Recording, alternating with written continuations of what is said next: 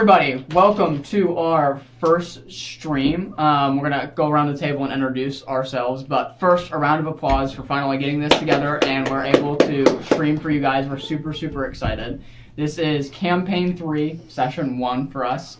So, first of all, just a couple announcements for you all who are tuning in. Number one, the first thing is there's a description down at the bottom of this video so that you can see the map of Tildare, the world that we play in. So if you guys want to kind of track as to where we are in the world, you guys can see that. And number two, a little bit more about who we are and what game we're playing. There's a few things in the description about that, so feel free to look into that. And then with that, I'm just going to turn it over to you guys, do some quick introductions so that way the online audience can see who you guys are. So starting with my good friend PJ over here, and we'll go counterclockwise around the table. I am PJ, I'm playing Seraphis, and one cool thing is I'm a pilot. Sweet. I'm Alicia, and one cool thing about me is that I know how to walk on stilts very well. I do. I do. My name is Sadie, and I make a really good quesadilla. Nice.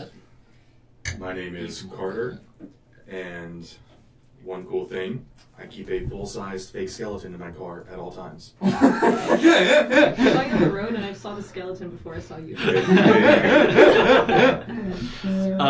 I'm Grayson. I'm playing Cram, and one cool thing that I've got going on is that I have a scar in my left eyebrow, just like Cram does, because we both split our heads open at one point in our childhood, but he has his in his right eyebrow. Oh, very cool.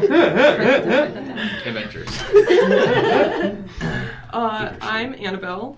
I'm playing a wizard, and I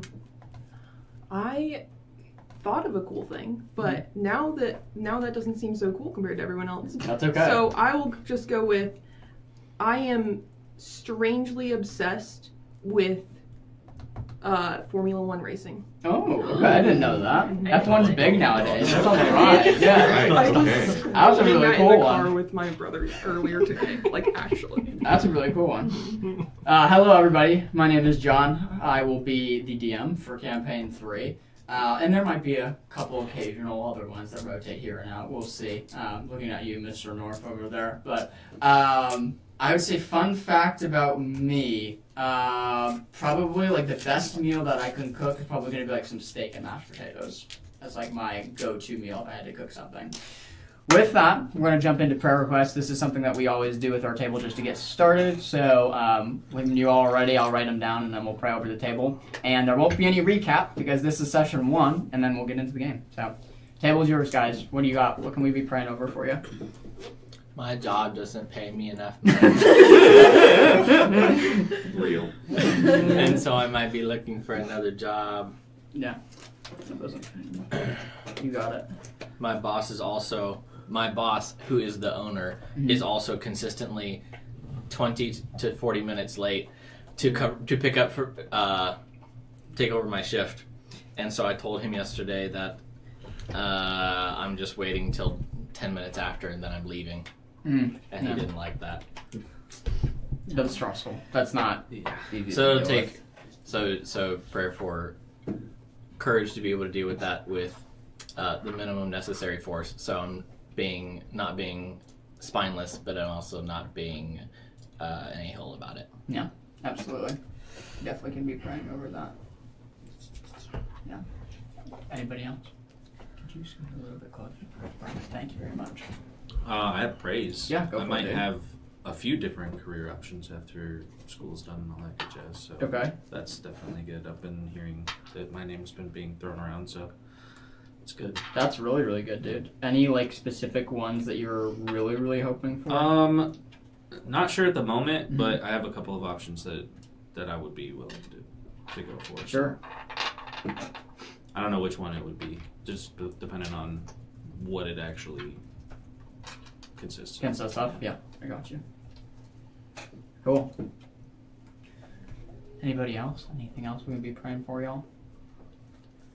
Cool. I'll do one. I'll throw my hat, throw my name in the ring. Thing for me would just be continued prayers over leadership of this group and DMing for you guys, and just looking forward to having a great campaign with you all. So yeah. All right, y'all. I'll lead us off. Dear Lord, thank you for this day, Lord. Thank you that we are able to come here together, Lord, and play some Daggerheart with some friends, Lord. I thank you that everybody made it safely here today. I please pray for our online audience tuning in, whether that is now or later, Lord, as this is going to be recorded, Lord. I just please pray, while we don't know what's going on in their lives, Lord, I pray over them, Lord, and that you just have your hand of healing on whatever situation is going on in their lives, Lord. I truly hope that we as a group can convey that we care about our audience and convey about anybody who's in this community, Lord. Convey that we care about anybody in this community, Lord. And I thank you just for the opportunity to have fun and play and get going. In Jesus' name I pray. Amen. Oh, with that, are you all ready to jump into Campaign 3? Yeah? One more thing that I thought about yesterday was, normally when we start a session, there's like 10 to 15 minutes of jitters and getting into the groove, because one, it's a new campaign, and then two, we're all rusty because we haven't played in person since last semester. Expect that to be like 10, 15 minutes longer than the normal 10, 15 minutes. So if it takes us a while to get going, that's okay. Yes. That's it. That is a very good point. Thank you for bringing that up. I appreciate it. All right. Getting my obsidian notes out. Are my note takers ready? Sweet. All right. Our story tonight for Campaign 3, Session 1 begins in Tarsus, on the far edge of the world of Tildare, in the nation of Tarsus, a land where the skies rage and the earth itself rebels. Here, earthquakes split the ground, tornadoes tear across the plains, and sandstorms choke the horizons. Only the rugged seem to endure here. Long before the collapse, Tarsus stood as one of the oldest lands of the world, scarred yet unyielding. From the infamous Tornado Alley to the blazing Sunfire Desert, this continent is not for the faint of heart. And yet, amid this chaos, rises a jewel of civilization. On the western coast, like a mirage born on the fire and stands the city of Solara. Its sun-baked walls stretch outward, guarded by proud watchtowers within copper and golden domes glistening in a harsh light. While slender marionettes pierce the sky like spears of stone, at the heart of the city towers the royal palace. Its gilded dome, flanked by elegant spires, a testament to power, beauty, and faith. And I'm putting that screen picture of what Solara looks like on screen for you guys now. Beyond Solara's walls, the great pyramids loom eternal, their colossal forms casting long shadows across the desert. They whisper of forgotten pharaohs, buried secrets, and a legacy that time itself has not undone. Near the harbor gates, sails bellow with the wind as vessels drift across the waves. From the markets rise the rhythms of drums, the call of merchants, and the hum of countless voices. Solara is alive, teeming with danger, promise, and opportunity. A city carved from the desert itself, and daring to shine against the wrath of Tarsus. Welcome you all to the great nation of Tarsus, within lying the city of Solara. And there within the sprawling city, a handful of strangers awaken to a day that will change the course of their lives forever. You've all made your way here to Solara for one reason or another. However, you've just arrived in time of the Festival of the Twin Horizons. The festival is a once-in-a-decade event, drawing travelers and tourists from across Tildare for a brief time. The twin suns, Solarth, the larger sun in the sky, and Elune, the smaller sun in the sky, drift into very close alignment, painting the skies with the most breathtaking sunsets in the world for this once-in-a-10-year event. It is a time of wonder, celebration, and gathering when Solara shines brightest at the heart of Tarsus. And where better to celebrate a festival than within the markets of Solara?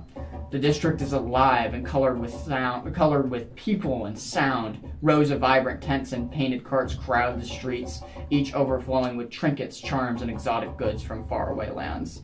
The savory aroma of roasted turkey legs drifts from a nearby vendor's spit, mingling with the sweetness of candied fruits and the spice of fresh incense.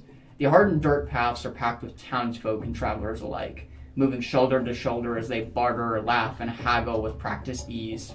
Minstrels weave through the crowd, their tunes carried on the warm breeze, while children dart between stalls of sticky fingers and wide-eyed wonder. welcome all to the market of within Solara. This is kind of on the southeastern side of the city, kind of within the walls. Most of the city of Solara is within these huge walls that is constructed. There's not many structures outside of the city walls, being that the ocean lines right up to the coast, and pretty much right up to the walls that you can kind of see on the picture. Victor, you spent the last week here in Solara letting the warmth of the sun soak into your bones after your long travels through harsher, colder lands. A week ago, you met with Mr. de Blanc, and his words still echo in your mind. Since then, you've carried the weight of that meeting with you, your fingers absently tracing the edges of the scrimshaw coin. 2 more, you think to yourself. For now, though, you keep up appearances at your market stall, selling spices and curious trinkets to make your way in this radiant city.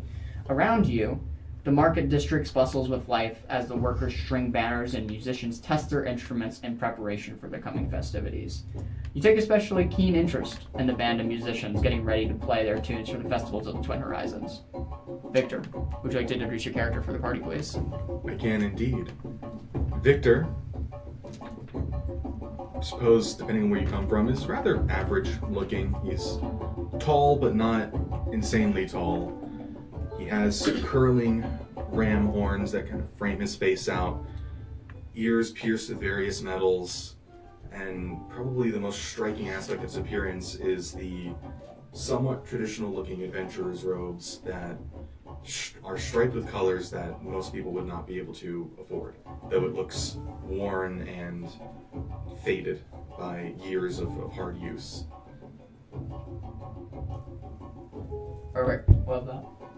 As you sit there kind of at the stall, minding your own business, you have people kind of coming and going, looking and buying certain things as you sit there with your various spices and various trinkets that have been set up there by the de Blanc organization here kind of in Solara as the main buyers and sellers of these types of goods. Where we change scenes while still in the market district of Solara, Beckett and Crown. Up to this point, your journeys have been a bit tumultuous. As Cram, you had your chest of clothes stolen from you on the way here. You were very sour about this instance. All you have now is the clothes you have on your back, and thus far, you've come to the market with Beckett to try to find some suitable new ones. Beckett, you two are here, looking for something else. Of course you're here to help Cram, but you're looking for something a bit peculiar, non-conventional, if you will. Go ahead and make me an instinct check, both of you two. If for the first roll of the game, if you can figure out what stalls to approach to kind of get what you're looking for. Both of you have separate items. It's not a crit. Don't tease me like that. Did you crit?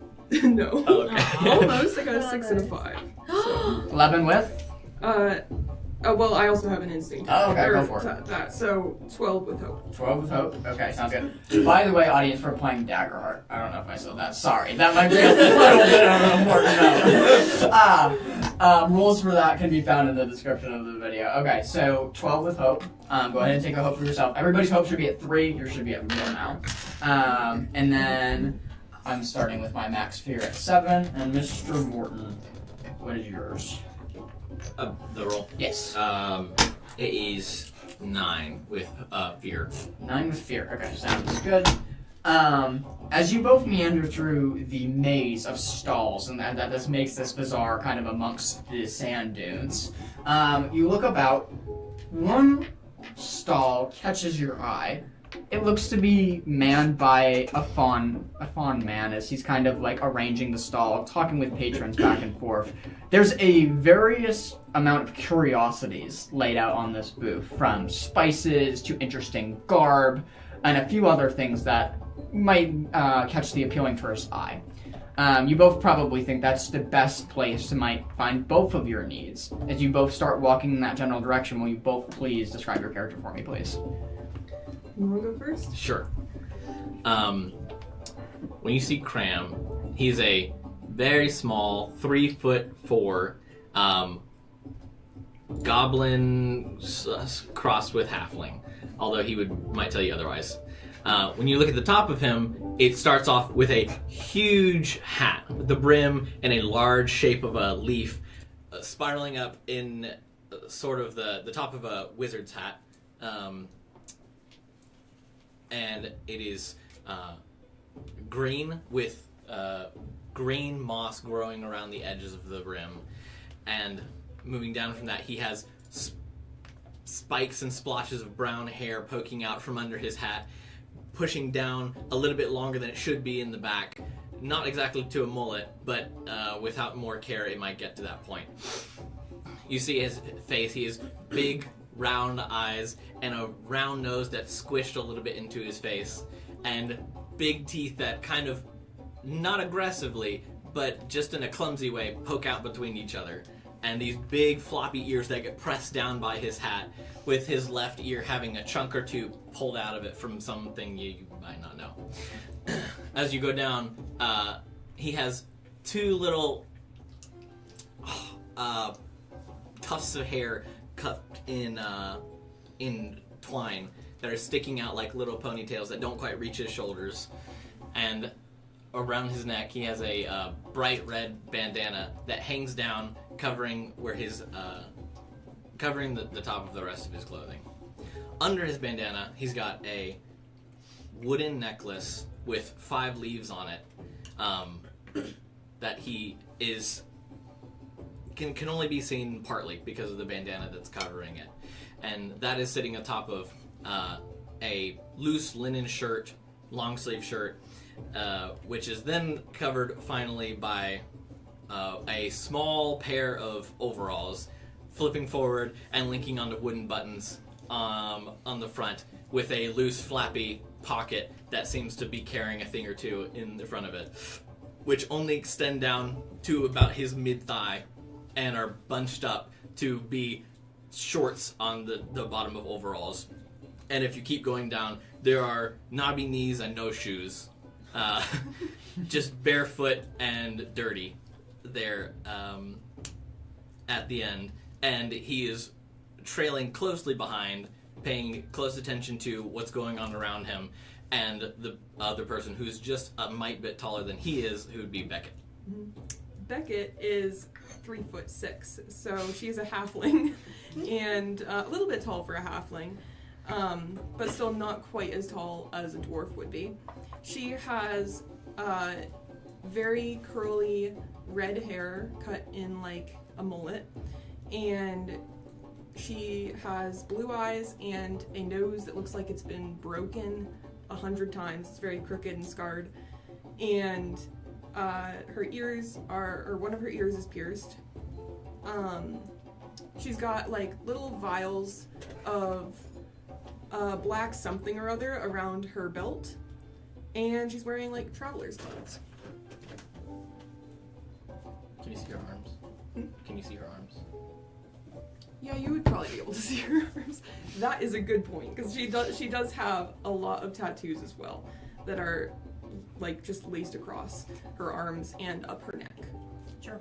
As you walk through kind of the stalls, you eventually make your way to Seraphis' stall, where you kind of go up to the stall and see the amount of goods laid in front of you as you both lock eyes with the shopkeep.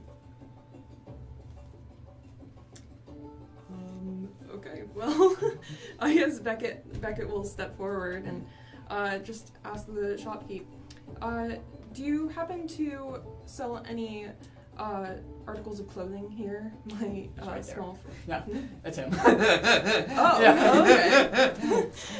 Do you happen to sell any articles of clothing here? My little friend here seems to be lacking in a few pairs. Victor will sort of look down, being that he does have to look down quite a bit, to what are ostensibly halfling-sized people. Tilt his head, look over his stock, which is primarily spice. His eyes will land on one specific garb that he has.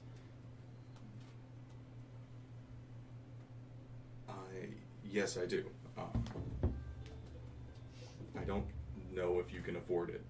Not in an attempt to be rude, but just... Oh no, it's okay, you're probably right. We probably don't have enough money for that. I can work in barters if you have anything worth Do trading. you have any barters? Well, I I don't have any barters. I would assume that we could find some affordable clothing somewhere around here. What is it that makes your apparel so expensive? Handmade, the greatest fabrics on this land. Alright. Well, how much is it, may I ask? How much would it be? Probably these shawls that you're kind of selling, and they're very like intricately woven, right? Because Solara is a very kind of like more expensive economy, being that it's a very tourist season, and this is high season too. This is high demand season, as a lot of tourists are here for the festival. Probably fetching a handful or so, depending on what piece they're looking to get. Something around a handful. Few gold. Alright. Well, I think that is something that we could afford. Would you like to get the clothes here, or would you like to get them somewhere else? Do they fit me? They can be made to fit. Oh, okay. So I can't wear them like right now because these clothes are a little bit dirty. What is the likelihood he would have something that would fit a cram-sized person? Go ahead and roll me a 1d20, and let's find out. Let's see. Okay. That is an 11. 11.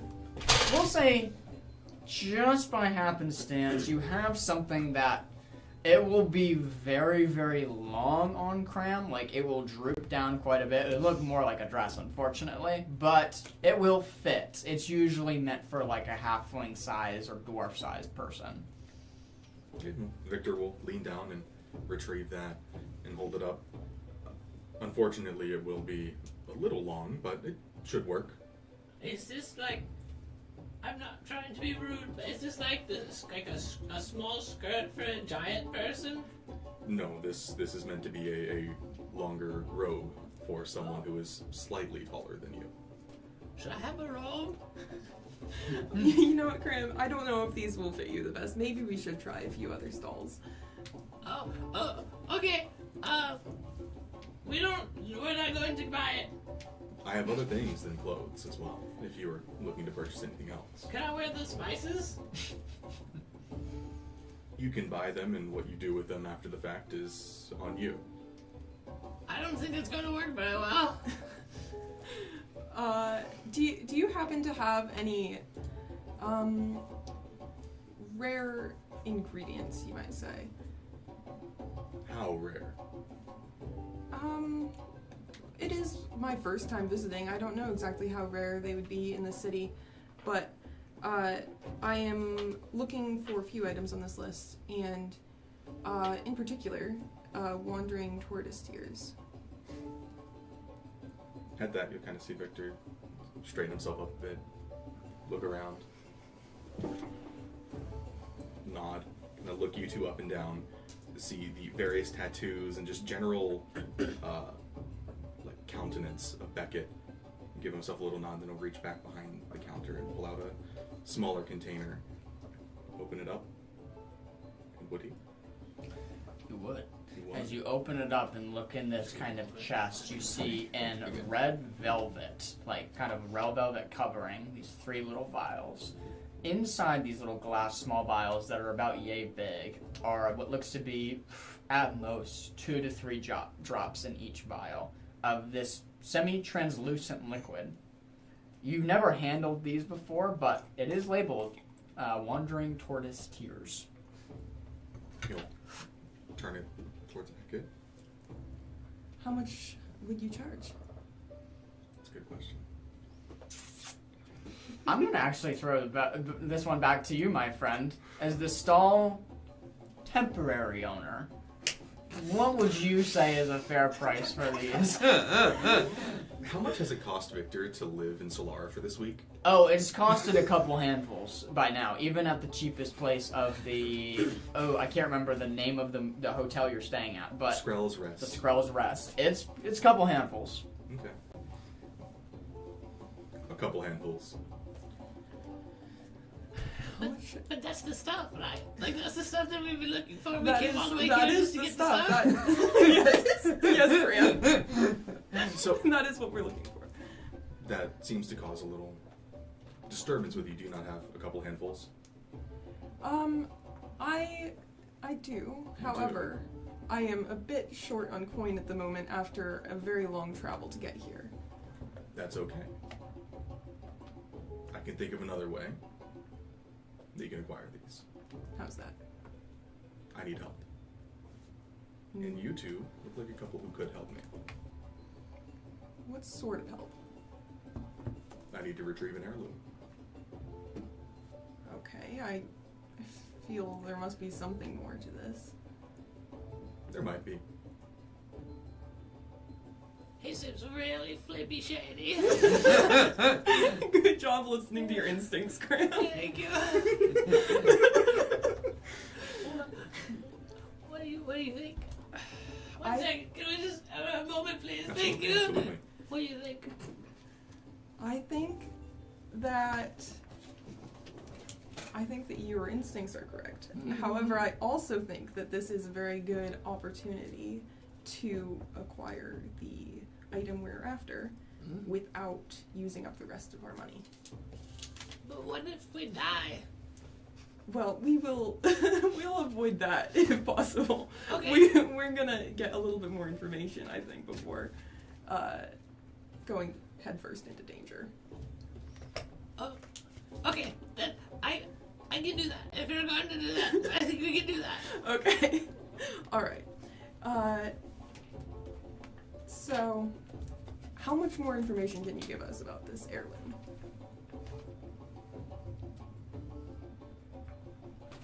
I cannot read that. Oh, no worries. Okay. I was just saying speak it out louder. You too. That way they can hear you. Yeah, perfect. yeah, Unfortunately, I can't give you much more information.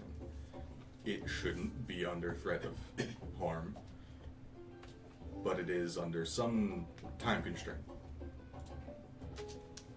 Why is that? I mentioned it was an heirloom. There has been a string of grave robberies happening, and I would be remiss if this heirloom were to go missing in these robberies. So it is in a grave. Yes, of one of my family members. All right. And what do you think about this, Graham? I have a question for you.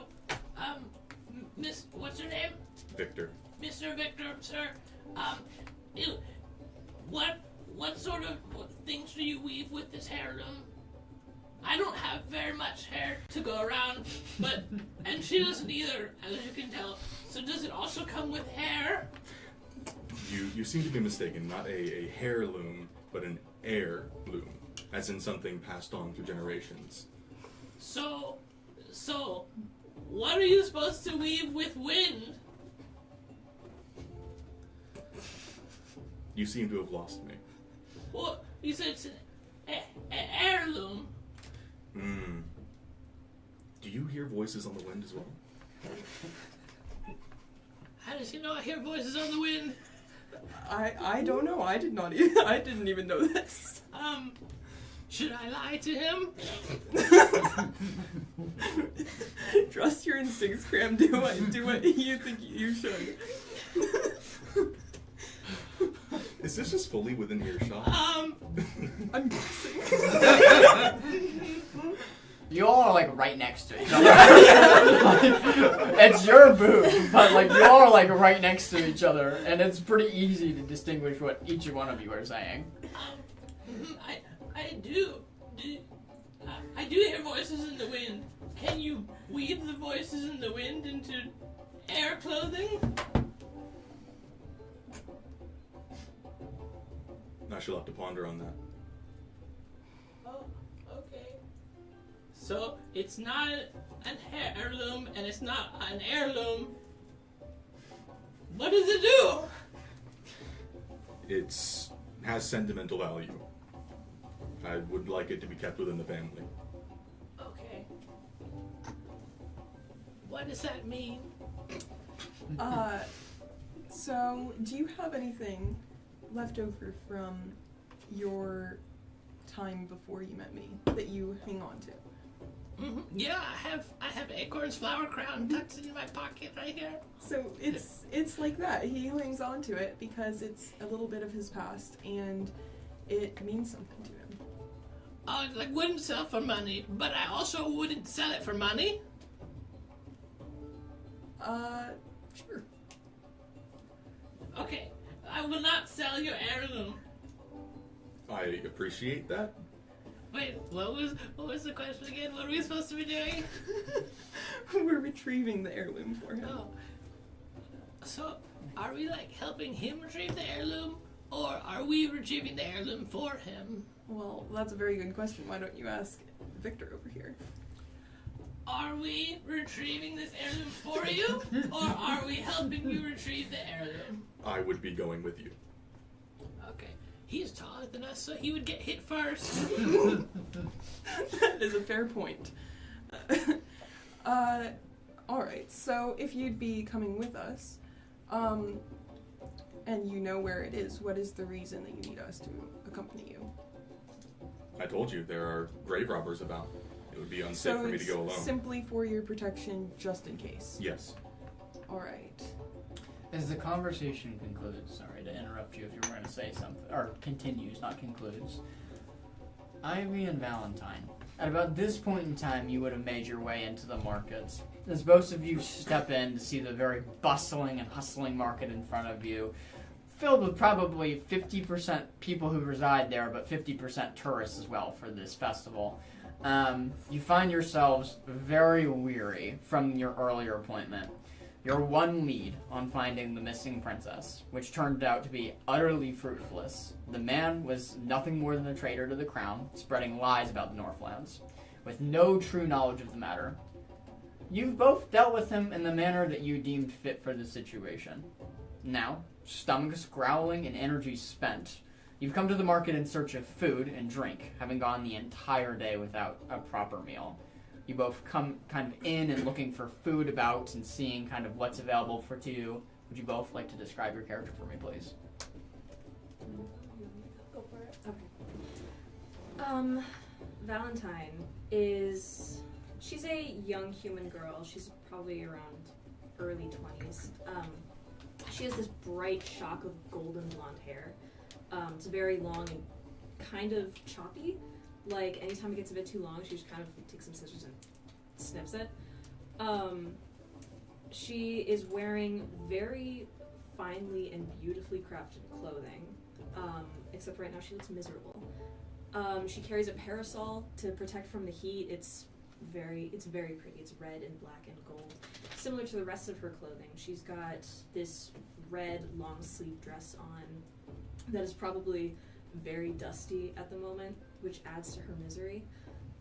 She's got one thing that stands out as not purely fashionable is the belt of component pouches that she carries with her.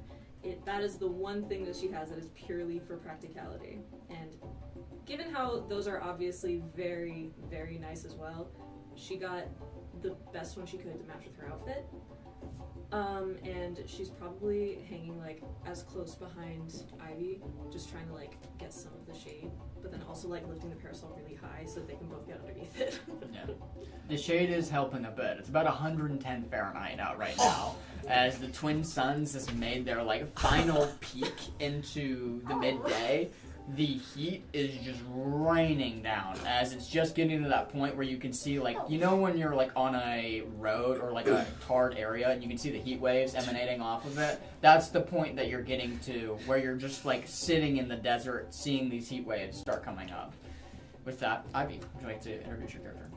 Because of the insane heat, Ivy is walking slightly in front of Valentine, and she is standing out from the crowd. She is wearing very bright, shiny armor that looks very polished, very expensive. Not like she just bought it from one of these small markets. It looks very official. She's got a white cape that's kind of hanging over her shoulders and drooping a little all the way to the back of her knees. And she's wandering around. Her eyes are always searching just throughout the crowd, looking at the top of the heads, peering around people, looking at what's in the stalls. Her skin is a very olivey, pale-ish color. Her almost white eyes and white hair kind of stand out from the orange and browns that you see a lot here in this desert.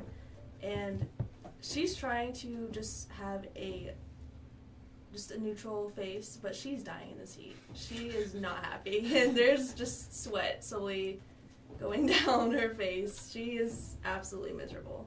Understandably so. I need both of you two to make me an instinct check for me. This is your first rolls of the game. Come on. Also, Alicia, I missed. How tall is she? She is 5'8". And you're like 5'4"? 5'3". Oh.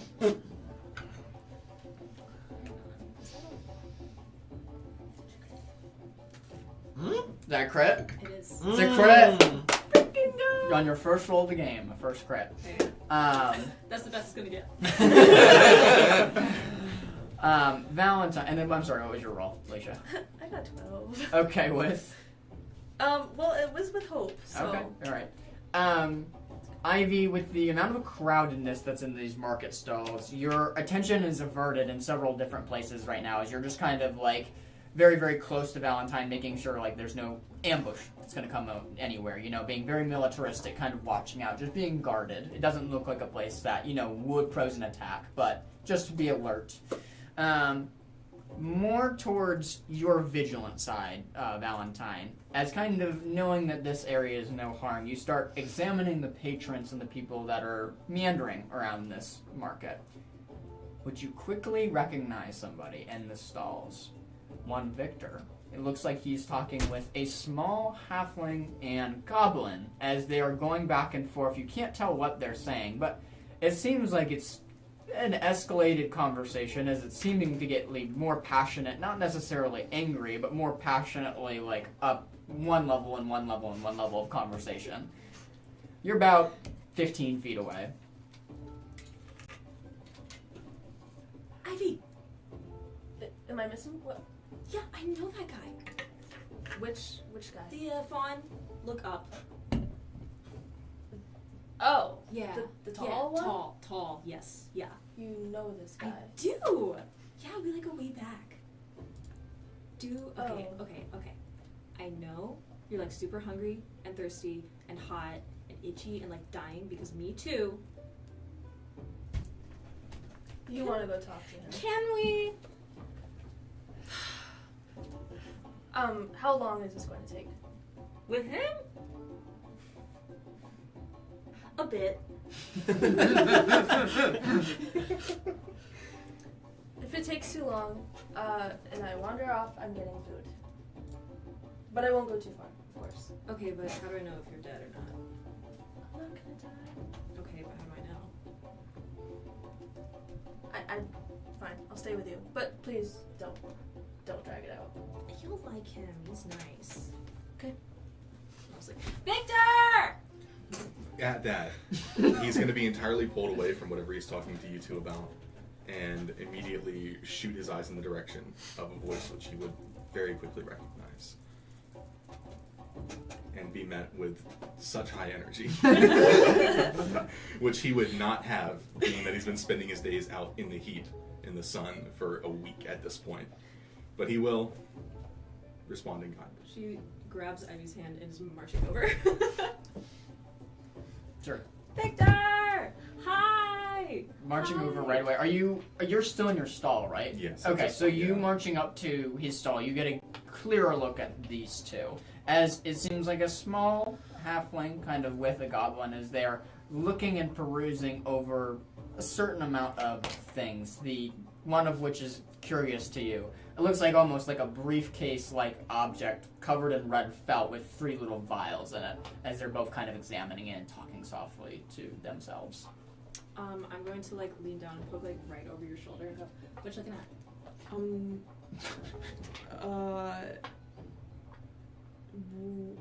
are you? I'm sorry for her. She's Excited about magic and components. What are you looking at? It's none of your business. Ugh. Will you tell me if I tell you my name? Because then we're not like strangers and it's not weird. I mean, I guess it's not that important, but yeah, My sure. name's Valentine.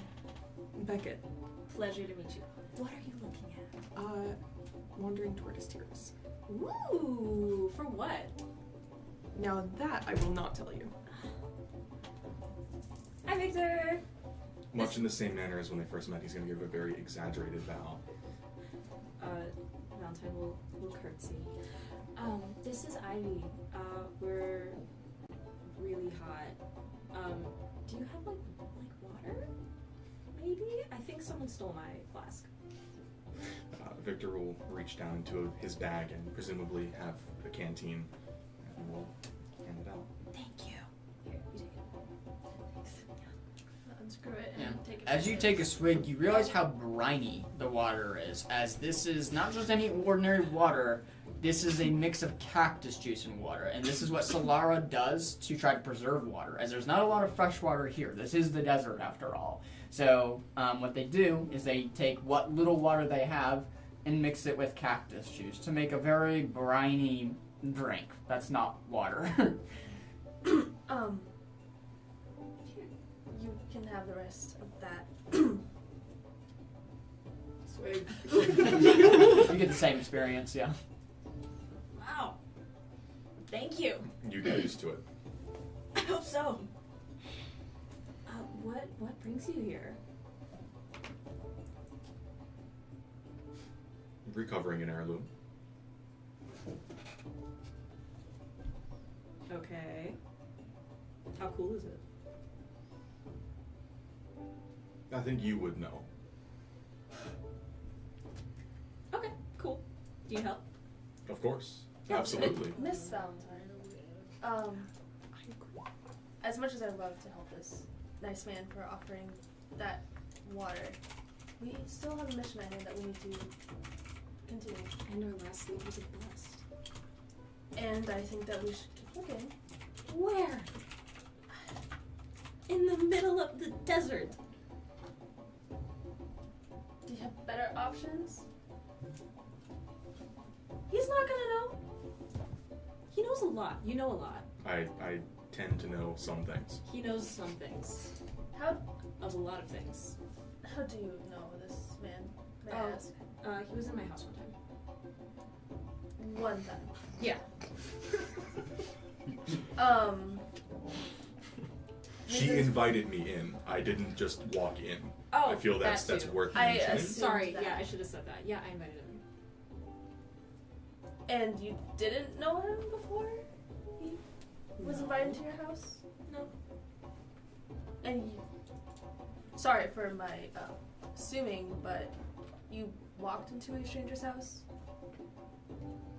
I knew I'd be safe. I don't know why this is so weird right now.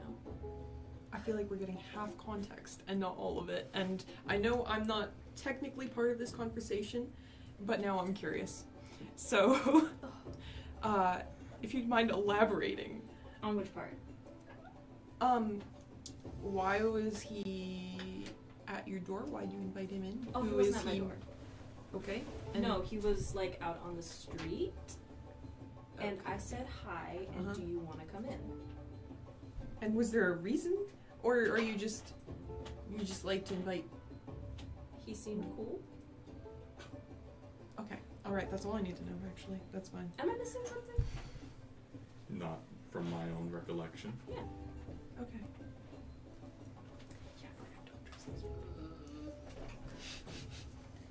So, this heirloom that you now want to help him find,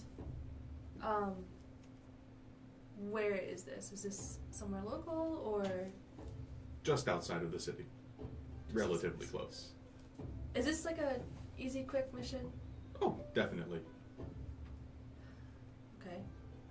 Is that like quick in the grand scheme of history, or quick like in the grand scheme of me wanting to sleep? That is a good question. Are you gonna answer it? Wonderful. Isn't it fun? Oh, they're just like each other. As you all conversations keep continuing here in the market. And then there was one. Seraphis. After stumbling days upon the sea, you finally reach Solara. Nearly 2 weeks sail from Eldoria, slowed by the stubborn winds along the eastern coast. Sailing has never been your preferred way to travel. You've always thought it was quite barbaric. Miserable business. But, at last, lands beneath your feet once more. Your stomach growls. 2 weeks without proper food, and it's been far, far, far too long. You bartered passage off of the sloop that carried you here and step onto the sun-soaked docks of Solara. Without hesitation, you weave through the crowded streets, intent on finding your first real meal in what feels like ages. I need you to make me a presence saving roll here, my friend. Reaction roll. Oh. Just right off the bed. Oh, that's terrible. No. It's only up from here, hopefully. Let's see. Is it presence? Yeah, presence. That is a 5 with hope. 5. Whoa. Wow. With hope. It's a 5, though. Oh no. It was the worst roll I could do without a critical fail. Suddenly, as you're walking through the desert, you feel a sharp headache come out in the back of your mind. A really, really sharp headache. Bring it to me. As it reverberates within your skull, you go drop to the ground. You take 2 stress. As you drop to the ground, a couple of people who are around you immediately help you up. Oh, are you okay? As they kind of reach out, and you kind of just brush them aside, knowing that you're fine. Getting up, you kind of hear the voice echo within your mind, and then quiet as you think it's gone away. As your streets open up, you immediately kind of move into Solara's market stalls. The air is alive with scents and sound. Your eyes scan for food vendors, just thinking maybe if you get something in your stomach, your head will start pounding as much as it is right now. But then you freeze. Among the crowd stands someone unmistakably. You see Valentine. Looks like she's traveling with quite a group as they're all conversing with one another, seeming to catch up, or you don't know if they're long-lost friends or just meeting each other, whatever that looks like. But it does pique your interest. And also, guys, just out of game, everybody talk a little bit louder for the whole table. With that, please continue. Oh, it's Valentine. Of course I'd run into her here. Valentine. Huh? Hi. Oh. Hi. Yeah. What you doing here? You know, I travel everywhere. Got it from my father. You know this. I know this. Okay. Do you need more people? Do you need a job? Yeah, a job would be great and maybe some food. The head's killing me.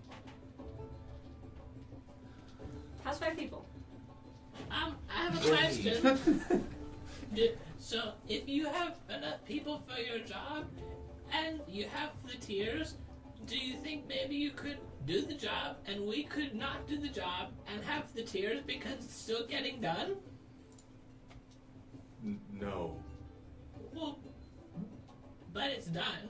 It would be payments for services rendered, and if you would be rendering no services, no payment would be needed. But if they're serving you... Then I will give the tiers to them. Oh. Then could we have them after you give it to them? That would be up to them. Oh. Hi, everybody! Hi, you're all very tall and white. I'm Cram. Hi, Nice Cram. to meet you.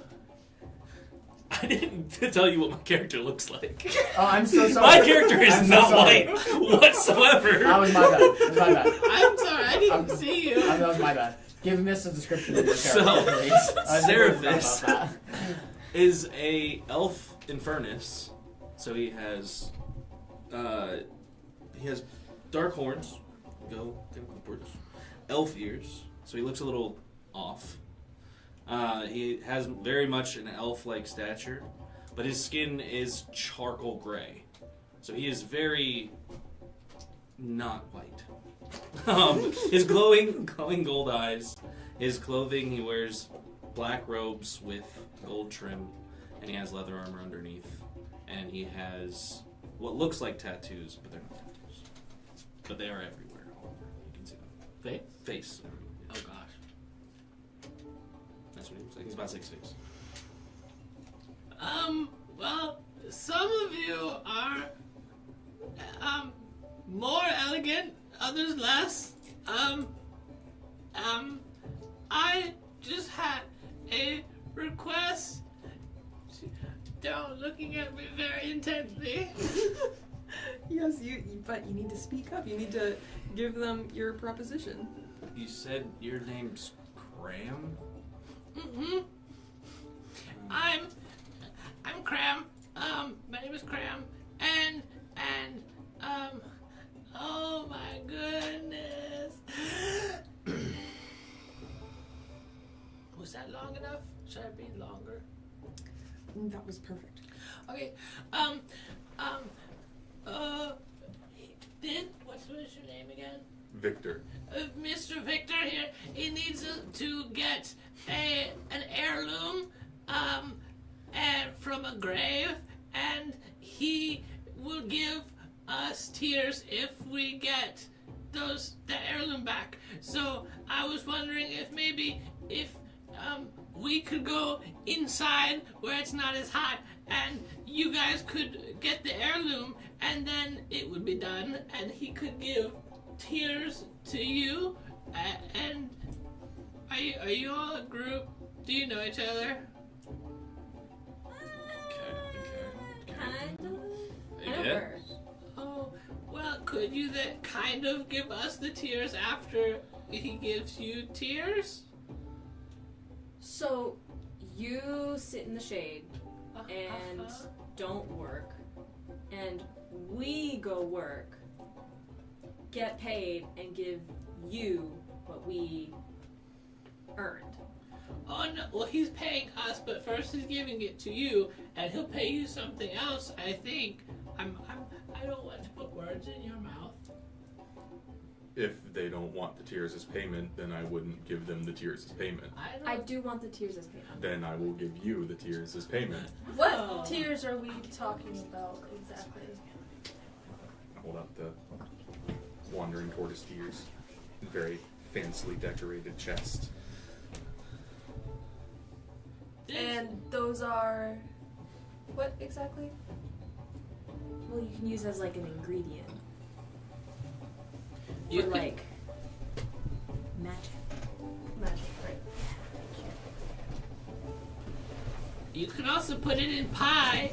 You can also put it in pie, but you can put a lot of things in pie. So, Right. Pie. Is this something that we need? it could be useful. Right. What other forms of payment might you have?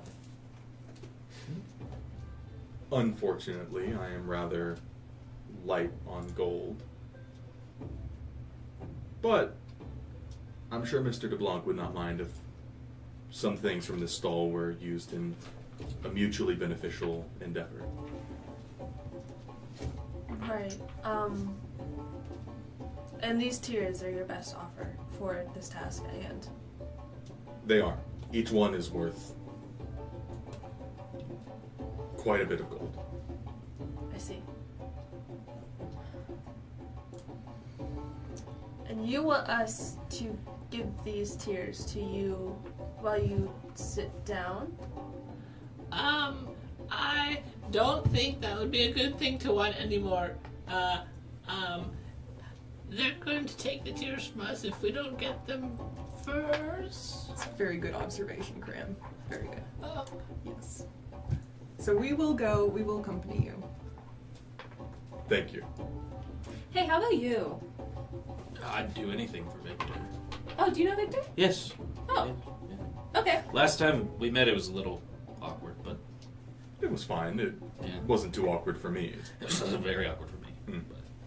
But you know, Wow, that tells me nothing. Yeah. If it was awkward for him, would you expect him to divulge that? Well, Are you trying to pry? Yes. That's rude. Okay. And wasn't it you who lectured me on my manners last time? I'll do it again. It seems you should be talking to a mirror. He did get you on that one. Yeah, he did. I don't. Shh. Don't side him. I like her. Okay. Yeah. G is coming, yes? Yes. Good. You are coming, right? I feel like I don't have a choice. So yes. Yes. Okay. I think all this talk about manners, I think it's a situation of the apple doesn't fall too far from the tree. Wow. Hello. What? Me? Yes, you. Okay. Not called for. In the slightest. I just say what I see. Oh, okay. Whatever. Where are we going? I won't discuss it here. Oh. Did I okay. hear a mention of the heirloom is in a grave? Yes. Well, a tomb of sorts, I guess, would be a little more accurate. Remind me if I'm wrong, but isn't that illegal? See, it isn't. There are grave robbers about, which is why I would like to go into land which is, in this case, rightfully within my family, to retrieve something which belongs to my family before these grave robbers take it. Right, and is there proof that this is your family's heirloom? Unfortunately, I don't have any proper documentation with me, no. I can't do that. You can. You okay? You didn't hear anything about robbing a tomb. You didn't hear that. You didn't hear that. You are following me because you're helping me, and I'm going. And what if we get caught? We won't get caught. And if we do? Look at us, we all stand out. I think we'll be fine. He thinks we'll be fine. That's a wise man. Come on. We are It could be currently fun. in This a goes on. city of people who stand out. Okay. Okay, it'll go on me. That's fine. Fine. Victor will very quickly go through the process of closing up the little stall. Sure, absolutely. As you go through the process of closing up the little stall, as you're thinking of where might be more of a secluded place or private place to have this conversation, conveniently enough, there is a little inn and tavern, like right across the street from the market district. Probably 100 paces. It's not much at all. Named the Eclipse Inn and Tavern. It's a moderately sized run business, very nice, very clean. Probably a perfect place to duck into more of a private area, as opposed to in the hustle and bustle in the markets of Flora. Okay. Victor's going to gather his things, his bag, his belt with his sword and buckler, and then lead them across the street. Sure, absolutely, easily enough. Are you all going with him? Check it. Yep. Cool. Mm-hmm. Okay. Sounds good. As you all move towards the Eclipse Inn and Tavern, the exterior is a sandy stone wall, slate roof, and a crescent moon sign glowing by lantern light. The common area is cozy wood floors, twilight-colored rugs, and a sun and moon mural. The rooms, very simple, carved furniture, deep indigo curtains, and small balconies, kind of adorning this building. It looks like a very moderate size inn, and probably for like the mid economy of people who are looking to come visit here. So semi-affordable if you were here to stay the night. As you all kind of make your way in here, you can see like a going kind of cold fireplace, as it's not currently going, being that's 110 degrees outside. But in the winters, it can get a little bit cold here, being that it is the desert after all. As you move into this space, you find a very nice common area. Not a lot of patrons are inside here at the moment, being that most are enjoying the festivities, even though it's out in the heat. You find a bit of respite for yourselves as the tavern area is open if you'd like food or drink. It is a lot cooler in here. It's about 75. So quite a big difference as you kind of are moving through the space. The floor is yours. Beckett, what do you think that the mother would think about this job? That is... I feel like I'm unqualified to answer about anything that the mother believes.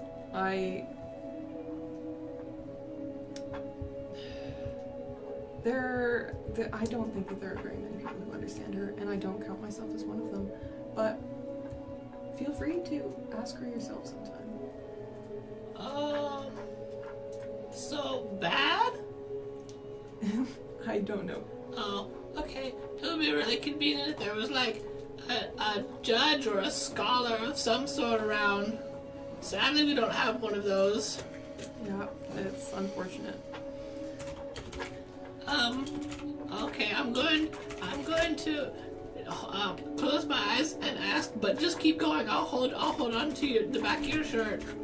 Okay. Are you hungry, Graham? Would you like to get something to eat, or would you rather get a room first? Yeah. All right. I'll just follow wherever the rest of the group is headed. Victor's gonna claim a table. Yeah, absolutely. Clearing off a table that was just kind of, had patrons at it. You can see the barkeep kind of wiping it down. It holds 6 comfortably. It's a circular wooden table. You can see a kind of man step forward, half elf, quite tall, probably 6'5". Steps forward. Well, hello. Welcome to the Eclipse Inn and Tavern. May I take your orders? What do you have? Well, it is more the question of what you want. We have quite a lot of a selection, being that the festival is in town. We have a larger menu than normal, so what tickles your fancy? Do you have lamb? Oh, we do indeed. We do indeed. It's a nice roasted lamb with a nice green curry sauce accompanying it. That sounds so good. It's a bit spicy, though. You okay with spice? Yeah. Okay, it's great. One of my personal favorites. And for you, madam? Anything cold, please. A beer or? Water. Yes. 1 beer, 1 water, very well, as he's kind of taking orders. You quickly notice that there's probably going to be a good-sized bill, being that he's taking orders and you guys are all, like, ordering lamb and alcohol. So he's writing it down. And for you, sir? I guess lamb for me. Very well, the braised lamb is popular choice, yes. And for you, madam? Anything except fish. Okay, well, we have lots of meat options. Anything that interests you or intrigues you? We have, turkey was just on the spit. That sounds wonderful. There we go. First is turkey, and for you, my little friend. Do you have any cranberries? I will have to check the kitchen about that one, actually. I do not know if we... blueberries? Oh. Do Would you that have do? They're similar, but like cousin related, but they're cram instead of blue? Yeah, I don't know if we do or not, but I can check the kitchen for you and see if we do. Okay. Yeah. Is there anything else you'd like with your cranberry? Well, I was gonna ask about the on the wall. What Yes. that large like beetle-looking thing. What is that? Oh, as he turns and looks at... Oh, it's just a little scarab beetle. They won't hurt you. No, not the live one. That's a normal beetle. I know that one. What kind of beetle is that one? The big one that's framed on the wall. Oh, and you kind of points to this one. I'm sorry, I didn't know that's the one you were talking about. That is the black and white spotted lotus. It is quite a native beetle. It's becoming more and more rare, but potion makers hunt it down due to its magical properties. Its blood, you see. Its blood is very, very vital and rare, so they are in danger now, unfortunately. But our tavern owner, he hunted it down and displayed it as a nice mantelpiece. They're in danger from my crabby little hands grabbing them. I'm sorry, I spoke kind of turn. Do you have this around here? We did, but since everybody has been hunting them down, not anymore. They're very endangered now, and actually, if you hunt them down, there's a heavy fine if they find that you killed them, so I wouldn't recommend it. Okay, that was just a joke about me grabbing them. I don't like them. It's quite a little funny friend that you have here. What a beautiful son. And for you? He's gonna, before he orders, you can put this on Mr. DeBlanc's tab, yes. We're here on his behalf. You can see his smile fade and kind of give it twitch in his lip. Go ahead and roll me a presence check, my friend. There you go. And I will be adding an experience to this. I 100% will be. It's not great, but it'll. I'm very glad I added the experience. That is 13 with hope, but You got an experience. I have the experience. That's with the experience. I also have, I'm attempting to persuade him. I can spend another hope for Heart of the Poet Okay. to add a d4 onto that, which I'm going to do. Okay, sounds good. Because that's horrendous. Go ahead. Sounds good. Okay, it's a 14 with hope. 14. Oh. I added one. Ah. It's 14. It's one higher. With hope.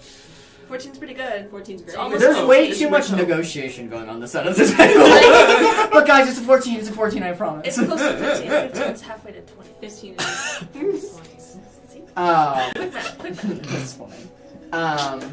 My assistant doesn't count.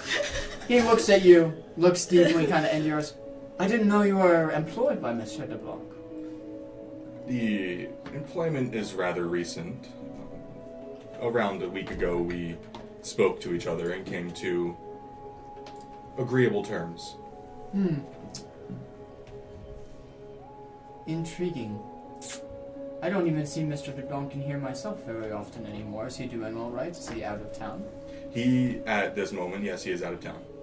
Go ahead and make me another presence roll. I am going to give you advantage on that because you know he is out of town, so it's a truth. Okay. You better roll it this time. I I'm can't also help you going to spend anymore. another experience. I'm just gonna... Okay, that's actually better. Hey, I crit. I'm happy. That is a 19 with hope. Nice. Hey, that's good. And guys, remember we're at level 1 too. So from campaign Solid. 2, like all of the numbers, we gotta kind of like downscale because you know level 1 you have lesser traits. So also remember that. So 19 is really, really high. Very well, my friend. I will take your word for it. I haven't seen Mr. de Blanc in a while, but you seem like a man of stature, and therefore we will send it to his town. And for you, your meal. I will have a glass of wine and the lamb as well. Very well, as he writes it down. About 30, 45 minutes. Of course, there's a few things to go orders here and there, but probably brisk 30 minutes. He lets me know if you need anything. I will be back to check in with you all. As he kind of turns around, you can see he has I wouldn't say a 3-piece suit by any means, but he's dressed very nicely. So like he has like a short-cut robe. So think like a robe that would be long. It's kind of short-cut. It's very like waiter-esque, as it has blacks, whites, and muted browns. As he kind of steps back and into the kitchen. Thank you. Oh, he's not. It's a very nice. It's a nicer establishment. Like on a scale of 1 to 5 stars, or 1 to 7.5. Big smileys. We'll go probably sitting right at the 4 or 5 mark. It's a nicer establishment.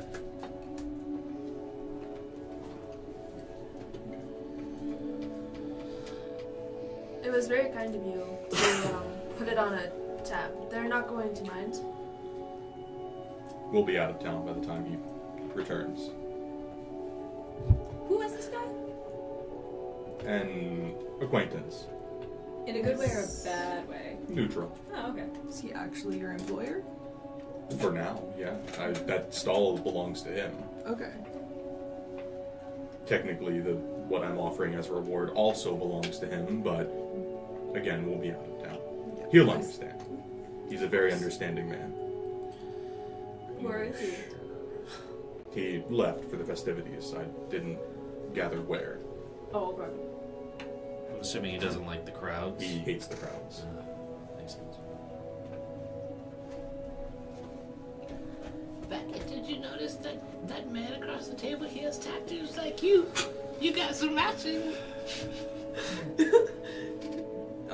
Good perception, Graham. Graham, are you talking about these? Oh, you heard me? Mm-hmm. Yes. Uh-huh. They're not tattoos. Oh, what are they? They're magical scars. Oh, Yes. that sounds less fun. What can you tell me about them? They're from back home. The children that are born from the city of Ashkarn and the Darklands, they receive these.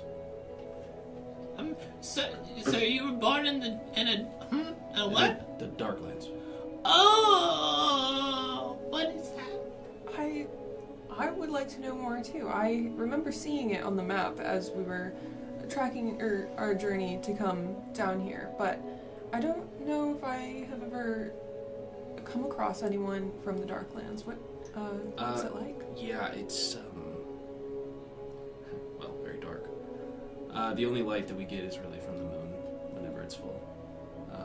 Suns never rise. It's cold, a lot colder than here. It's exactly the opposite. Whereas this is a hot desert, it's a frozen desert there. And there's a volcano that the town that I live in, that I'm from, the volcano there has catacombs and everything, and there's a whole city on the volcano. But yeah, it's very dark. Yeah, the people are brutal. Yeah. Weather's brutal. People are brutal. It's not a fun place. It seems you don't have much emotional connection to it. No, not anymore. Do you have any sentinel value to your homeland? No, not really. Other than I tracked the moon phases back home, but that's about all it was. We track the moon where I come from as well. And when it gets full, sometimes we throw a little party, and it's not very fun. Yeah, when the moon gets full back home, it's a much different party for me. That seems very vague and mysterious. I don't have anything else to say. I'm sure you'll figure it out someday. Crab, where are you from?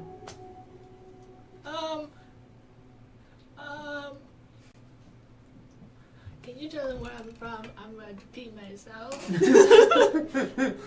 Well, most recently we come from Withernot. Oh, okay. Yeah. That's a big city.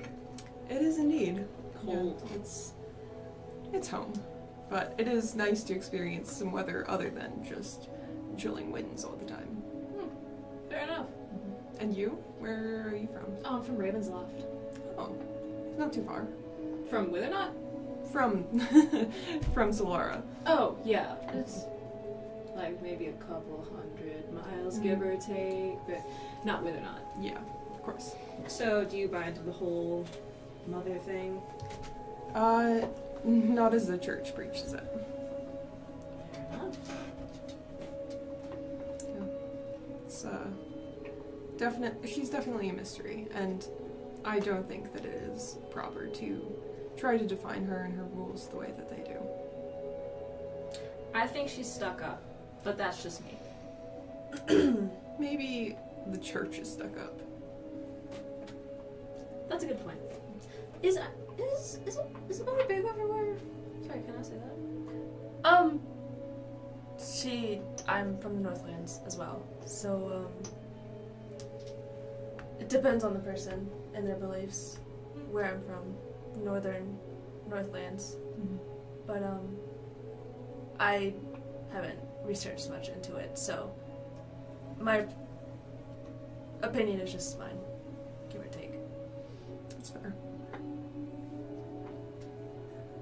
I like your clothes. Thanks. I currently don't like them right now. It's a little too heavy for the weather, but You would do better if it was colder. yes, that is what I'm accustomed to.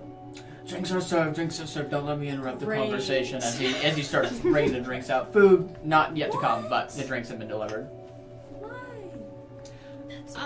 I'm going to cast my eyes to the side and look our guide up and down to see if he has any like bits and bobs or stuff hanging off his clothes. What would you have hanging off of your clothes? The only bits and bombs would be the various ear piercings, which I hope you would not try to grab. He does have a walking stick with him that has some dangly bits on it, but he seems beyond the way that his robes are dyed to be very simple. He has a bag, a necklace, but you can't see what's on the end of it, and he wears a simple side sword and a buckler at his hip. but really no fancy bits and bobs on him. How old do you look? Around 30. Okay. I'm not going to touch anything. I appreciate that. I like a staff. Would you like to hold it? Yeah. As you take it, you underestimate the weight of the staff, being that you're so little. So how tall are you? How tall are you? 6'4". So it's a And staff. it's taller than him. So it's like a 7-foot staff. So as you take this 7-foot staff and you reach out and grab it and you hold it with one hand, thinking that you would be able to, it's just hits you in the head. Your chair goes toppling over as you try to catch him. Go ahead and make me a finesse roll.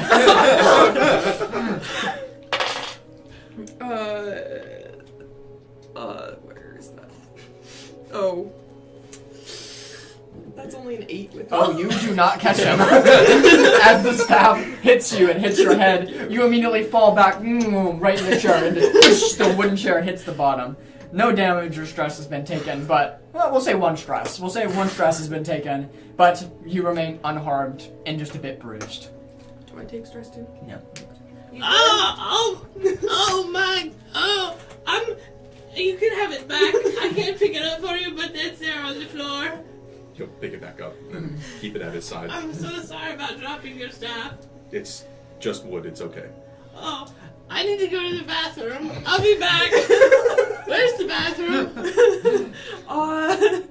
Becca looks around. Does she see? Yeah, you can see that there probably is like a bathroom affixed to the building, very rustic of sorts because it's high fancy bathrooms, but it's affixed to kind of the living dining area. Alright, yeah, it's right over there. Okay, I'm going to stumble forward, wobbling back and forth as I hold my head with one hand and make it to the bathroom, nearly missing the wall to get into the latrine. Sure. You immediately get into the latrine and you find this like wooden design fixture that's supposed to be the toilet. You don't have to describe it too much. I know how to go to the bathroom. Don't worry, we're skipping the next scene. Yeah. Fade to black. I pulled on my crappy pants. As he wanders to the bathroom, Ivy's going to just look very concerned and look over to Beckett. Is he under your guardianship? Yeah, I think you could say that. Not officially, technically, but I've been looking after him. How old is he? You know, I don't know an exact age, but late teens, I think. Still a bit of a Teens? kid. Oh, is he gonna be okay? Yeah, he'll be fine. He, unfortunately, he's quite accustomed to little mishaps of this nature.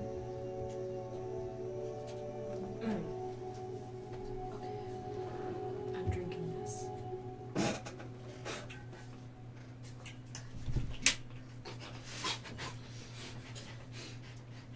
don't think your father would approve of this.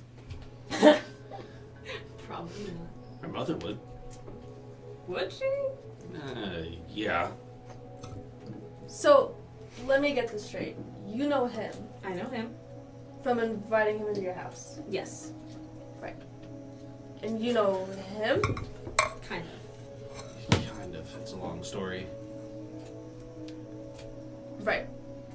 Is there anyone else in this place that you might be aware of? No. Well, you, but no. Alright then. I'm not used to this whole social thing, so this is a lot of people. So, what's the dynamic between the two of you? Are you like her guardian or something? Yes. Yeah. Okay. So, you want to elaborate on that or keep it to yourself? She's protecting me because I'm very frail. I'm very sick, you see.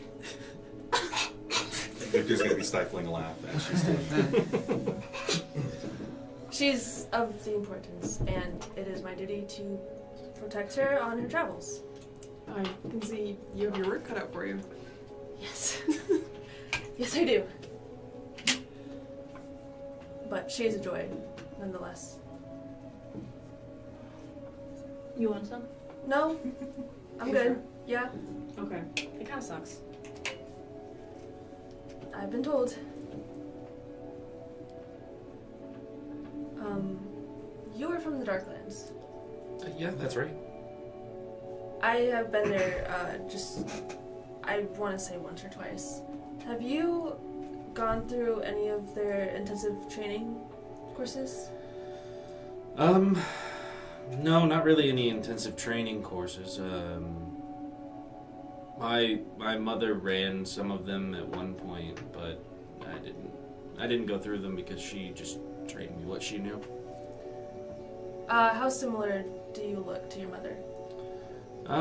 Relatively similar. I'm wondering if that's how I recognize your physique. Probably. Possibly my father as well. He would have been around her. Good to know.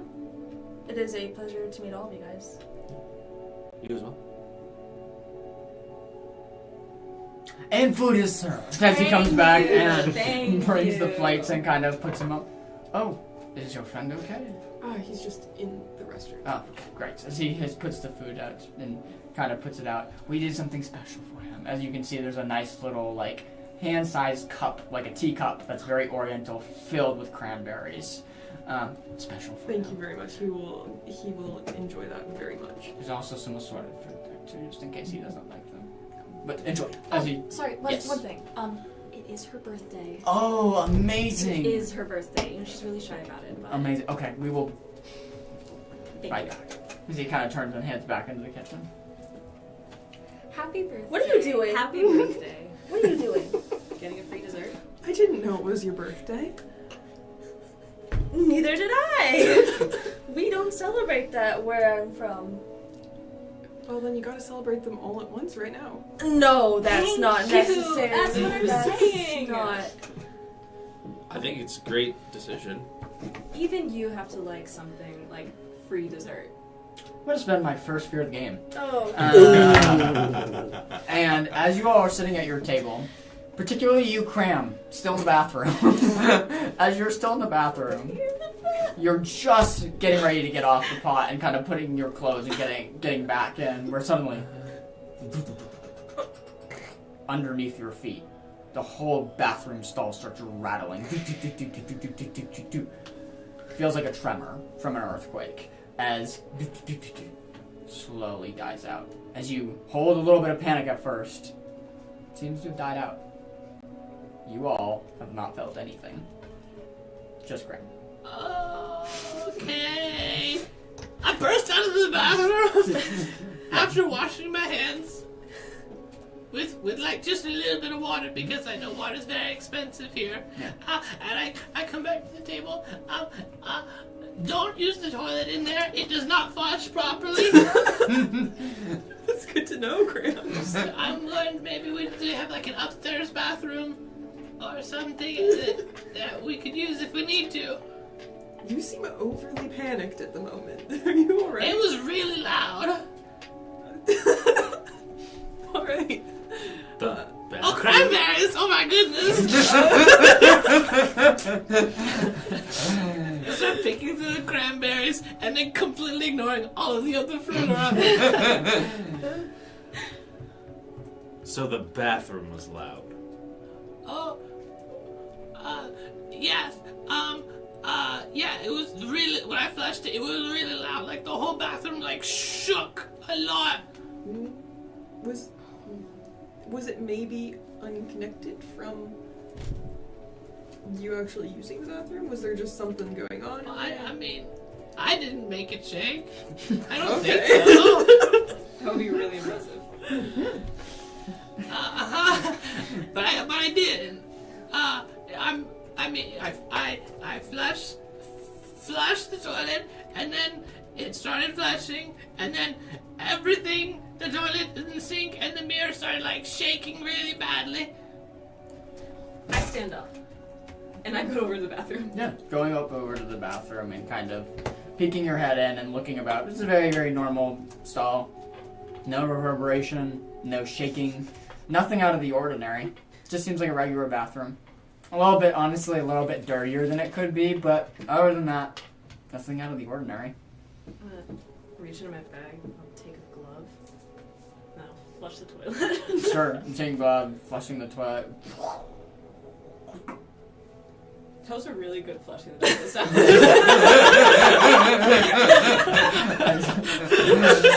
Been waiting all session for that one. Okay, I'm gonna give it like a couple more seconds just to see if there's any like weird shaking, Uh-huh. and then I'll head back. Okay. You wait about 3 minutes, 4 minutes. No weird shaking. Just a normal bathroom. You head back. Maybe this goblin's crazy. You were gone for like a really, really long time. I'm very sick. Yeah, no, I didn't see any of the weird shaking. Oh, maybe the toilet was constipated? Maybe. At that point, the doors to the kitchen burst open, and immediately a choir of, it looks like 3 or 4 chefs with some waiters, happy birthday! Everybody starts singing, come on, you all too! As he like, happy birthday! As they start singing happy birthday as loudly as possible, very reminiscent of the Campaign 2. Deliver the cake right in front of you. It's a very nice white layer, like yellow cake. Think of like a wedding cake, but just one tier. Very, very nice, placed in front of you with like a little sparkler at the front as they all eagerly, the staff, just wait in anticipation for you to blow out the sparkler candle. Make a wish. Just gonna watch and be like, why is there a bomb on? Oh, Ivy, you take 3 stress from this. Okay. You take 3 stress. For real? For real. Why is there a bomb on the... Are you okay? You just wasted her wish. She wasn't gonna make one. One of the waiters takes another one and plucks it in. And starts going again. Thank you. Really appreciate it. Make a wish. What do you mean, make a wish? I don't just go with, I wish for a month, but don't say it out loud. Okay. Yeah, I can think Great of wish. Oh. As you extinguish the flame once more, and it goes quiet. They all kind of like give a round of applause and leave you all with yourselves in this nice white layer cake that you always can share with yourself. It's a pretty good sized cake. Wait, waiter. Oh yes, my pleasure. How can I? Can I get something to make this a little bit more spicy? Yes. The question is how spicy, my friend. On a scale of 1 to 10. Like a 7. A 7? Yes. Like May I challenge you with an 8? Sure. Why not? Very well. As he goes back into the kitchen, disappears for about a few minutes before bringing back like a glass bottle of a orangish yellow liquid, but like battery acid yellow. Like it's this very vibrant like color, not typical of most hot sauces. We also must make you sign this, unfortunately, as he pulls out a waiver. It's just company policy. It's very spicy. It's very spicy. Oh, okay. Do you sign? Sign it. You sign, he takes it, drops the bottle, as much as you wish. Thank you. And that's for an 8? Oh, yes.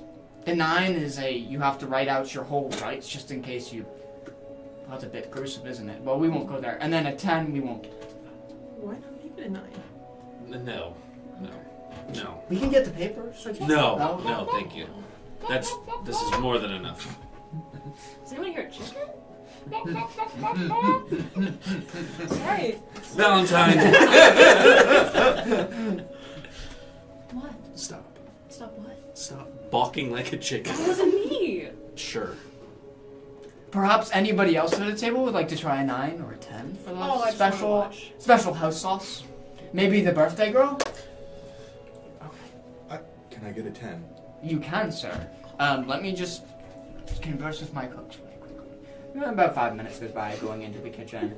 He brings out what looks to be a stack of 20 to 25 pages of you have to hard sign almost every single page.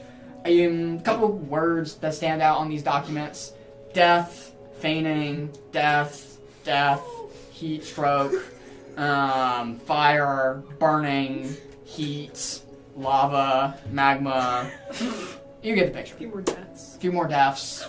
Yeah. Okay. Okay, sounds He's good. gonna sign all of them. Sounds great. As you're signing, Does anyone know like healing stuff? If it comes to it, but I think he can handle it. oh no, he's got it. I Yeah, just want to yeah. make sure. You know, I'm very responsible. Yeah. So How? Does it come out in a similar kind of like vial? Yeah, it's think of like a hot sauce bottle, but on a much sizer scale. So Okay. like it comes in like almost. Actually, that's a bad That's a bad comparison. Think like a very small vial, very small like potion vial. It's such a concentrated dose. He's gonna hold it, gesture to the waiter. Thank you very much. I'll put this on and wait for him to turn away. And he's gonna put it in his bag. Ooh. Go ahead and make me a. I'm gonna give you advantage for it because naturally he is gonna turn away at some point, but you're still trying to lift it. So go ahead and make me a finesse roll here with advantage. can I assist? You already cast it. Sorry. This is gonna Sorry. be I would have said yes, very but. fun. It's okay. I was gonna do that. Roll for the audience. They can assist, but if the die has already been cast, they can't. So they have to call the assist before. Yeah, hold your roll. 11 with fear. Get my 7th fear back. The DC was a 10. As you There we go. lift it carefully, it drops out of your hand as you misunderstand the weight of the vial. It's surprisingly heavier than you would thought of a thimble-sized, small, very canister. But I guess the liquid inside has a quite large viscosity to it, very dense viscosity, that it drops out of your hand unnaturally. It doesn't break. Just in time, you're able to kind of throw your chair backwards, the chair hitting the wall. The waiter immediately spins, seeing the chair hit the wall while you grab it into your pocket. The waiter does not see. Oh, are you okay, sir? Yes, I apologize. Has the hot sauce hit yet? No, I saw a beetle. It scared me. Oh, yes, they're all over the place. As the little scarabee flies onto the wall. He's gonna sit back down and begin to eat his food and pretend like it is, in fact, pretty spicy. Sure. You can add to your inventory, my friend. One of the hottest hot sauces here in Solara, which is saying a Put in lot. somebody's eyes. As you pick up this very, very hot sauce, the food is delivered to your tables, as well as the hot sauce and anything else, festivities of cake, as you all finally have, like, while eating, a moment of respite and to catch up with one another.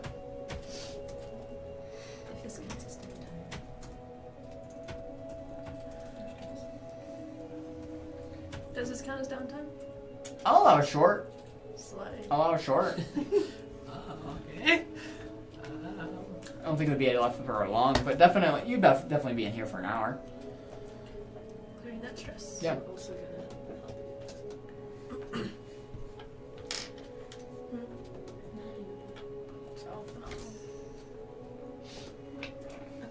I guess now that the food is at the table, Victor's gonna take a moment, make sure that there's no waiters passing by before he begins to talk. Mm-hmm. You have all agreed to help me, very graciously, for which I'm already quite thankful. It has been wonderful to make the acquaintance of a few old friends and to meet some potential new ones. Now, I do need help, and as I have told these two, it shouldn't be exceedingly dangerous. You shouldn't be in any risk of bodily harm should you behave accordingly. Just outside of town, there is sort of a graveyard, as it were. One of my family members lies within one of these graves, a tomb, and there's an heirloom that I wish to recover.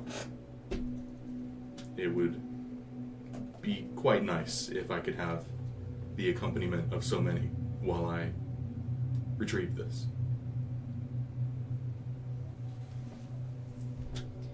If you don't mind me asking, what is the heirloom? It's a fair question. We have to know what Say- we're looking for. Small token, no larger than the average coin. More than likely it will be carved of bone. Good to know. if it's a small bone coin, how are you going to like weave air pants with it? We can figure that out together. Oh, okay. Are there any other potential threats we should expect besides the possible tomb raiders? I have been told that we should not take anything that does not belong to us. That's strangely cryptic. Yes, it is. But that's what I've been given. I mean, it seems pretty straightforward. Shouldn't be too hard. About what time of day is it? Just past midday now, so we're looking about 1:30. Okay. Would that be enough time for them to get out to where they need to be within the day, or? Ooh, it depends on what time you want to approach said location. If you want to approach it at nightfall, you're probably looking from just gross travel time. You're probably looking 3-4 hours. But if you want to hit it at nightfall, you might want to delay your start. I think hitting it to nightfall would be wise. So probably a couple more hours of waiting until setting up. Yeah, because I'm guessing like 4 hours from here to there, and if you leave at 4, that puts you there like 8 p.m. Suns would have been set by 8 p.m. So go look around, enjoy your food, enjoy your drink. We should set out a little later so that the sun won't be at its peak. We can travel when it's somewhat cooler. We'll get to where we need to be after sunset, so it will be rather pleasant to travel at that time. Should we meet at your stall? We can. I'm going to spend a note of fear here. As the pitch is being delivered, some of you, Seraphis is a stranger. Some of you, Seraphis is an acquaintance, and some of you, Seraphis is a friend. As the pitch is being delivered, there's just something odd. Just something peculiar. Unusual, if you will. You're wondering in the back of your all minds where and what tomb this is, and what might it entail. Sorry. I'm wondering where and what this is and what it might entail. That is a good question. I wonder the same thing. Oh. So how much do you know about this then? Unfortunately, not a lot. Ivy's going to stand. Wait, sorry. You're still talking. I'm pretty much done. I was just gonna say Graham could continue. Ivy's gonna just stand up from the table and just kind of like look over. Can you show me where the bathrooms are? Oh. Yeah, follow me. Yeah. Are you both going? Yes. As you both go and enter the stalls, you seem vacant. Okay, what? This does not seem like a normal mission. Something is off about this. The grave robbing? Yeah. Not only is this illegal, but this guy is very vague about all of this. Victor? Sure. Yeah, he kind of does that. I think it's okay. What part is making you nervous? Well, for starters, I don't know this guy, and we are breaking the law. And we have a bigger, more important mission at hand. I don't see any other reason we have to be in Solara. Like, at all. Then let's leave. I'm gonna spend another fear here. As you both are in the bathroom, as you both kind of grab each other as the ground begins to vibrantly shake, you outside this time can hear it. It's a lot lesser of a scale, but it's a tremor. Your grasses kind of rattle a little bit and then soften out. They're flushing the toilet again. I told them not to flush it. I don't know if that sounded like a toilet, Graham. Can I arcane sense? Yes, go for it. Nothing inherently magical. Nothing inherently magical coming from the pings. You do notice that the source of whatever it is underground. It's not probably the establishment itself, as it's shaking the entire whole of the Eclipse and Tavern. Is that normal for deserts? Probably not. Is that normal for deserts? Well, maybe a knowledge roll. Okay, You I miss plus Prozier's 40. knowledge that. I'm missing. Goodbye, Right, 40s. first roll, you can do Missing it. so Goodbye, much. 40s. That's actually so really good. Yeah, so you're good. That is my knowledge. Incredible. That is 19. Wow, that's really good. With hope or fear. With hope. Okay. Let's go. The geography that you know about this desert specifically in Solara, it is known as the Sunfire Desert. That's the whole range that occupies both Solara, the city that sits on the coast in it, and then also the Sunfire Pyramids that set out kind of to the east. This huge desert is known for the occasional earthquake. It hasn't had any catastrophic earthquakes by any means that have taken down buildings, as most of them happen towards Tornado Alley down south of Tarsus. That seems to be the predominant range for the really nasty weather. However, it's not unheard of that an earthquake could happen here. Could be an earthquake? An earthquake? Potentially? Right. My point, we need to leave. If it's an earthquake, I don't think we can. We take a boat, we'll be fine. Where? The ocean's right there. Is the ocean right there? How close are we to the coast? You're on the southeast side. I think, yes, it's southeast or southwest. I can't remember. Southeast. Okay. Southeast, you're probably a 30-minute jaunt from the ocean. Could I get up and go over to the bathroom? Yeah, absolutely. Going to the same one as ours, I'm guessing. Mhm. You go over. Yep. You see everybody in there. Hey! What's going on? Girl talk. Yeah. What's up? I was about to ask the same thing. Wow, same page. Yeah, we heard yeah. the rumbling thing. Mm-hmm. Maybe earthquake? But you guys don't know what's going on in here? It's just happened? It just happened. Okay, yeah. I tried to look if there was anything weird or magical. Not the case. But it is underground. Yeah, well, So it's a concern. yeah, I'm concerned. Yeah. So it could be earthquake. I don't know about anything that burrows or Yeah. I'm gonna go ask the innkeeper, see if this is a regular thing. That's a good idea. So yeah. You guys can come or I'll report back. Up to you. I'll go with you. Go As you head out, and kind of try to find the innkeeper / barkeeper or the waiter that's been taking care of your guys' table. You kind of ask him and see what's going on. We have the occasional tremor here and there, but usually nothing as significant as an earthquake. It's probably just weather. It's hot, so pretty typical. I wouldn't worry about it. So the bathroom vibrates intensely, just regularly. Regularly, semi-regularly, especially in the hot season. Okay. But nothing's ever happened. No, earthquake tremor, and usually it's just tremors. Okay. Alright. You guys are probably Yes, you're thank you. safe. Alright. Maybe we're fine. Yeah. Maybe. You all return back to your table and you kind of sit once more. Yep. Well, we just checked out those tremors, and innkeep says they're nothing to worry about. So there's that.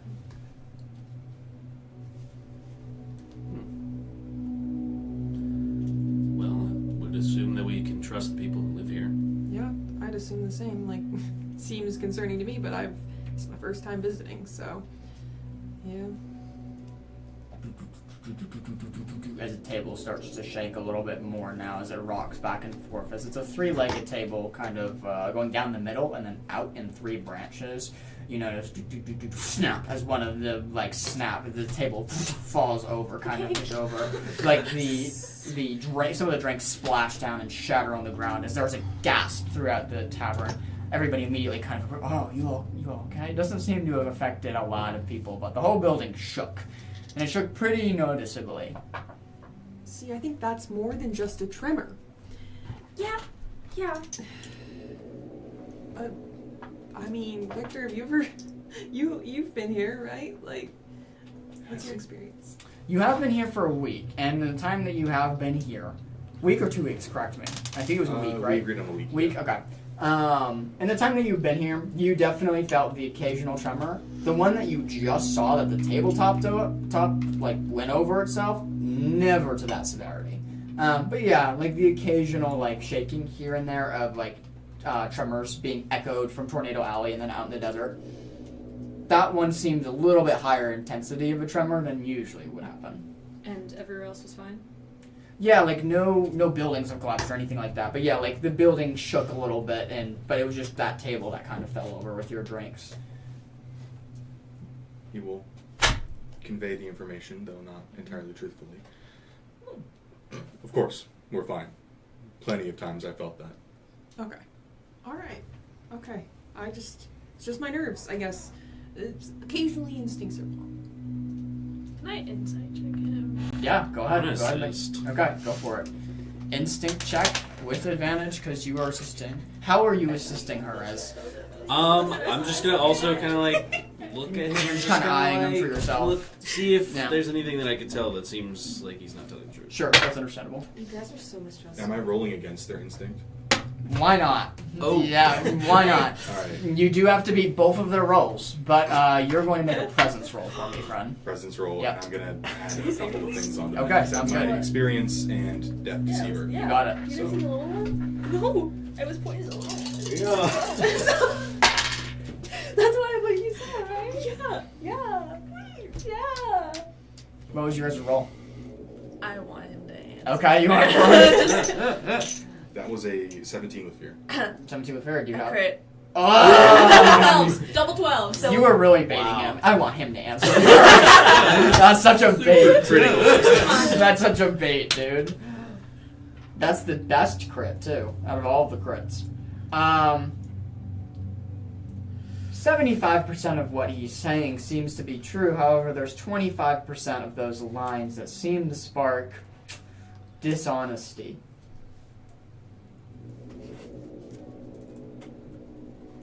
You fear he might be saying some things to try to keep everybody calm, when in fact there might be a little bit of unknown for himself as well. You don't seem so certain about that. Is it a crime to be nervous? Well, if it's an everyday occurrence, you shouldn't be nervous about it. It's an everyday occurrence for me in the last week. I did not grow up here. This is still new to me in the grand scheme of life. Whoa, every day? Some rumblings, though not to this extent every day. That's not what the innkeep said. Yeah, He said that there were occasional tremors, but like, there's never anything to worry about. Like, Occasional, as in once a day. Mm-hmm. okay. I'm sorry. I'm gonna go ask him. I go back to the innkeep. Sure, easy enough. Going back to the innkeep and kind of like, he's amidst, looks like cleaning another table, as you kind of, oh, can I help you? Any more drinks or food? Oh, no, nothing like that. This will take like 2 seconds. Sure. How How can I help? often, like, a week do you get those tremors? Like, I will admit the one that just happened was a bit of a bigger one, but the small ones, once every few days. Thank you. Of course. I go back. I take the cake and I grab a candle and I throw it at Victor's head. That's fair. He's not even going to try to dodge it. He's just going Every Just- couple of days, I grab the other one, throw it at him again. to... Again, he's not even going to try to dodge. The diffused sparklers just kind of fall off your face. He will kind of wipe it off his face and then...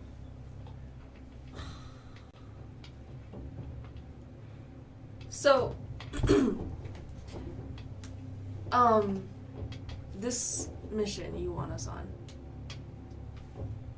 how do you want us to trust you if we have, little bluffs like this? How That's a safe good are we? question. That is a very fair and appropriate question. Valentine, do you remember what we talked about last time? the ballet. Yeah. This may be in pursuit of that. I'm gonna help.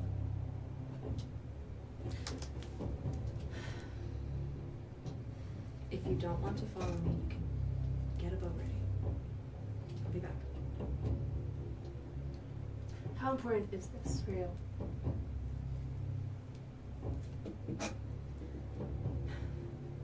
I don't know yet. Right now it's important enough. Is this wasting our precious time? No. Fine. But I expect to see no more of these bluffs that you. Of course, I will be nothing but forthcoming. So what is in it in this for you guys? Like, we're in it for the tears, but you all just sort of joined. You're like, yeah, that sounds fun. I'm invested. Okay, and you're with her, I guess. And Unfortunately. I'm in it to help a friend. okay, fair enough. Well, how about Craig? I'm here with Beckett. I'm here with her. We really need tears. I not just like any tears, but like special tears. Wandering toward us tears. Yeah, those kind of tears. Everyone is also serious right now. Is there some place I can go to be not here right now? I think it's best just to stay here at the moment. Okay. It's kind of an important conversation. Okay. Cram, don't worry, you'll be fine. Why does everyone always hear everything I say? You're not quiet, Okay. but you'll be okay. Mhm. Don't worry. Okay. Yes. What's your name? Seraphis. Yes, Mrs. Seraphis. As the very reassuring words come from Seraphis, suddenly, I'm going to spend another fear. The ground begins to tremble in a way that it hasn't before. Suddenly, as it begins to shake, you immediately feel the presence of an earthquake, a very, very strong one. You can see it's like a small tremor at first, but proceedingly grows over time. You can kind of see the fear in the establishment's eyes as people kind of are ducking and grabbing food off of the tables. Tables are like just hitting the ground and breaking into pieces as the whole building is shifting. What do you all do? Ivy! I am standing up and I'm wrapping an arm around her and I'm also picking up Cram. Sure, absolutely. This is small. As you pick up Cram and hold Ivy, suddenly something dislodges from the ceiling and is going to drop right on top of you. I need you to go ahead and make me a finesse roll. Why me every day? Finesse saving roll for me. I was trying to knock it away from Cram. Yeah. Okay. I forget how sister I just rolled. This, just for before you make the roll, just so you understand the intensity, it's about a 2x4 sized beam that has been broken in the upper rafters and is falling down. How much hope do I spend for assist again? Just one hope, and then, yeah, one hope. So that's a 4 to assist. 22. 22. With hope. As you successfully duck out of the way, you both helping Cram and Valentine, as you duck out of the way, the 2x4 snaps, dislodging, smashing into the ground. A yelp is left out by the kitchen staff. As you pick up one kitchen staff saying, interesting name, Zarkon! Zarkon! Before fleeing out of the establishment. This native tongue doesn't ring any bells for you all. As he rushes out of the establishment, your waiter is nowhere to be in sight anymore. As the whole establishment is beginning to vacate, what do? The ground shaking heavily. Things are falling down. We need to leave. Yeah, let's go. Yeah, let's get out from under this roof at the very least. Okay. I'm trying to shove everyone out of the door. Okay. Who I'm not holding. As you all grit out of the door as fast as you can, I need a group agility roll here. You sound like you're leading. So I need everybody except Ivy to make me agility mods. Please. Bless me. First group roll. First group roll. So I'm not Just good at do blessing. nice plus your mod. What do we got? What do we got? You give that to John, and then he has the Please plus don't. 1 minus 1. What do we got? What do we got? Oh, you aren't making it out of that building. We all died. New character. Good game, everyone. Everybody died. Okay. All right, we'll start with PJ. 4 with fear. Oh, that's a -2. Sadie. That's a -1, -3. That is a 6 with fear. That's a -1. 4 total. 11. That's a 0. Okay. 12? That's a 0. You have a -4 to your roll. Can I use an experience? I don't know if by the book I'm supposed to allow that or not. So what I'm gonna say is yes for now, and then I'll look it up later. Oh, So go ahead and thanks. make it. Go ahead and roll experience. I think by technicality you need to call it beforehand, but I'll allow it this time. Okay. That's fine. We're gonna do fantastic, and it's gonna be okay. Oh. Wait. No, I can reroll. You Hang can. on. I can. Not good enough. Oh, okay. I can reroll. What? Hang on. Wait. Okay. How are you rolling? It's like- So I have a spell that's called Not Good Enough. So when I Oh, roll yes, a you do, damage you do, die, I because can you're reroll class. 1 or 2. Yeah. So you rolled a 1. So I got a and 1. 2. And then I got a 2. Wait. Oh That's your my damage gosh. dice. That doesn't apply to. Oh! No. That doesn't apply to regular Shoot, rolls. you're So I right. need your first yeah. roll. Okay, so That's my idea. there's not much of a difference. Just take 2 from my last. And so I got a 9. A 9. Is that the With Do you fear. have With agility fear. mod?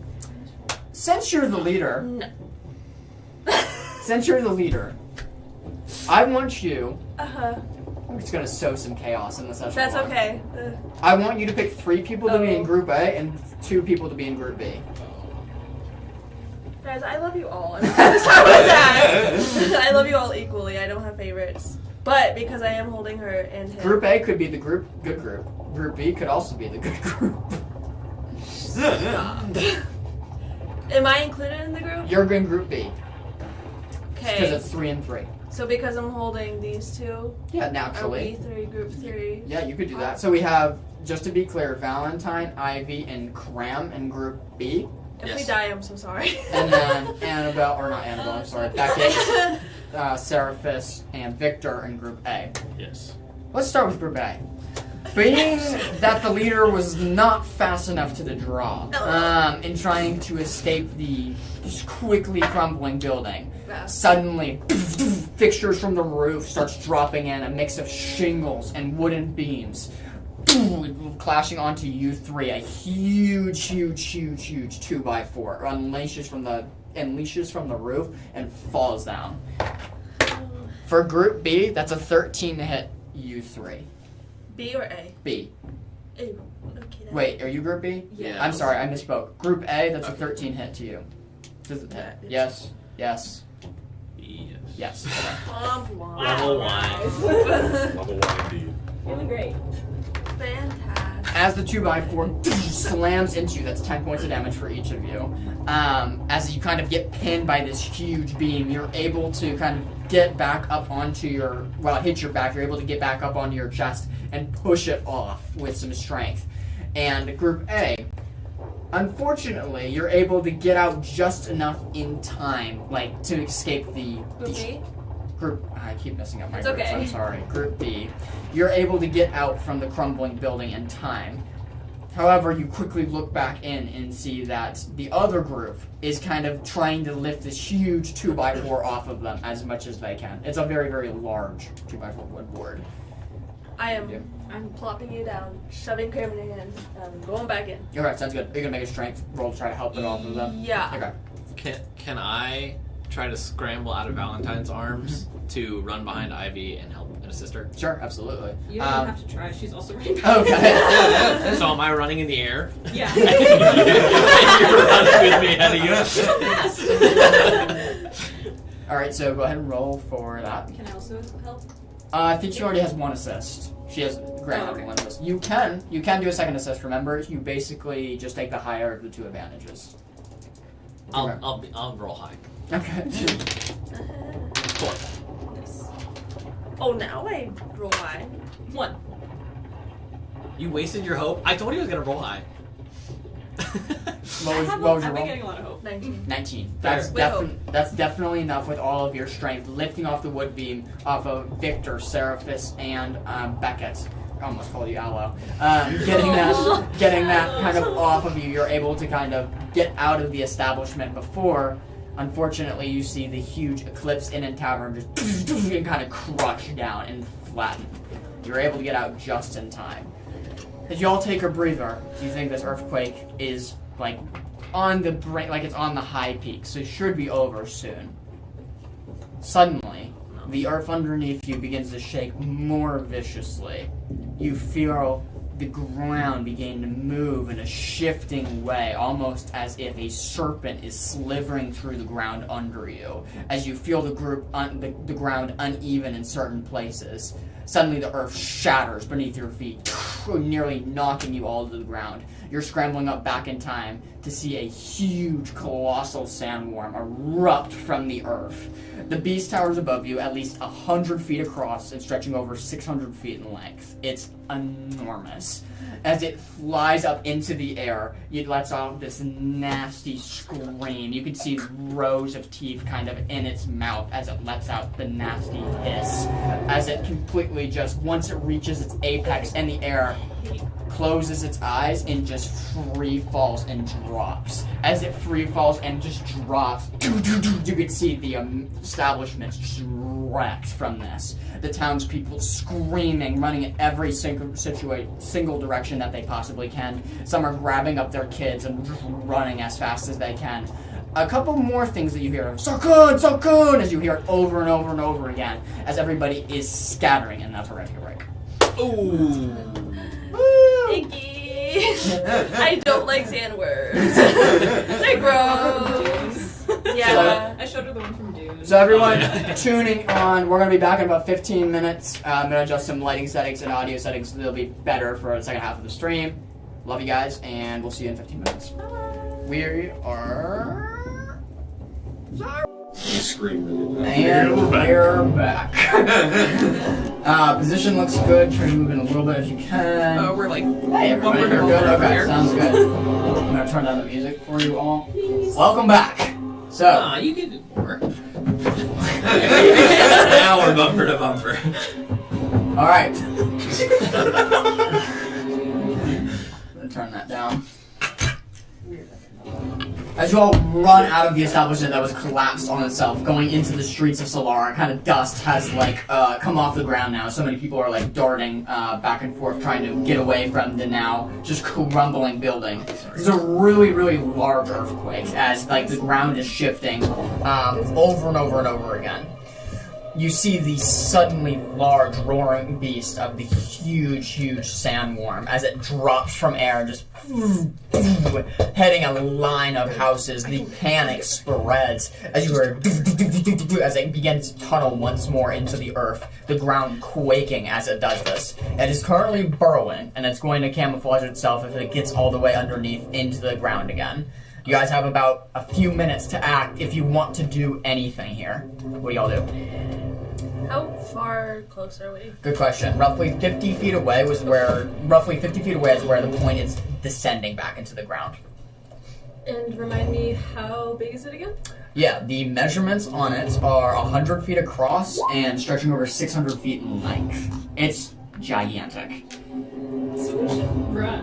Yeah. Can you do a knowledge check on Solara? You absolutely can. And what are you Just the looking history of Solara, seeing if there's anything that I would recall in the readings that I've done on the worm. Or Sure. if there's anything that I would know about it. for? Sure, absolutely. Need I get advantage? Of course you know I roll low.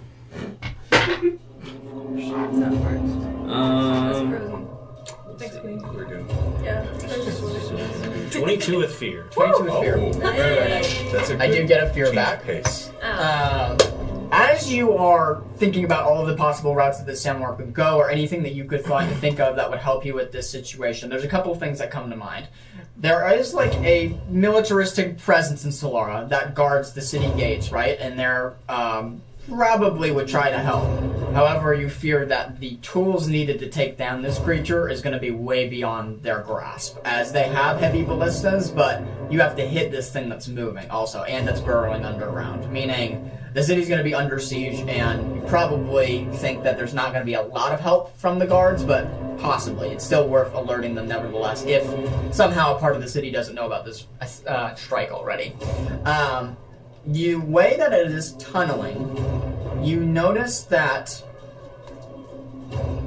it's tunneling into darker parts of the city, meaning shadowed areas that are obscured from the sun. So anywhere the sun is hitting, it seemed to try to avoid.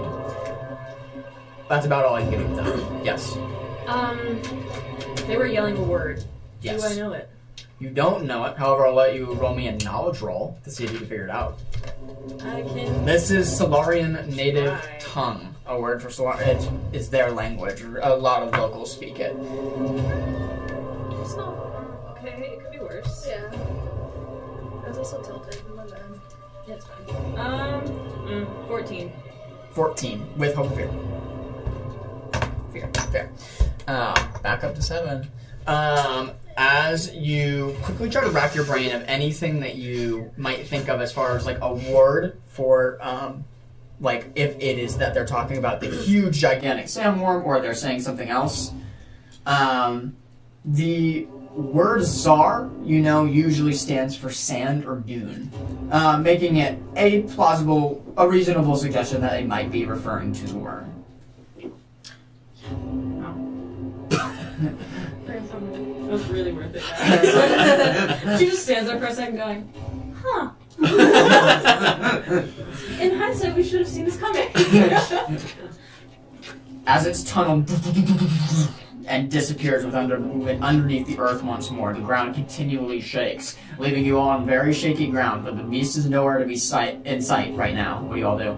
Is it heading in a specific direction, or is it just kind of It's hard to flopping tell. around the city? It's hard to tell. Well, it flopped from the air, burrowing back underground. So it went all the way up, then just dropped and heaved itself over, and then barreled right where it landed, which was about 50 feet away from you guys. So in its barrowing point, you don't see what direction it's going in except underneath the earth.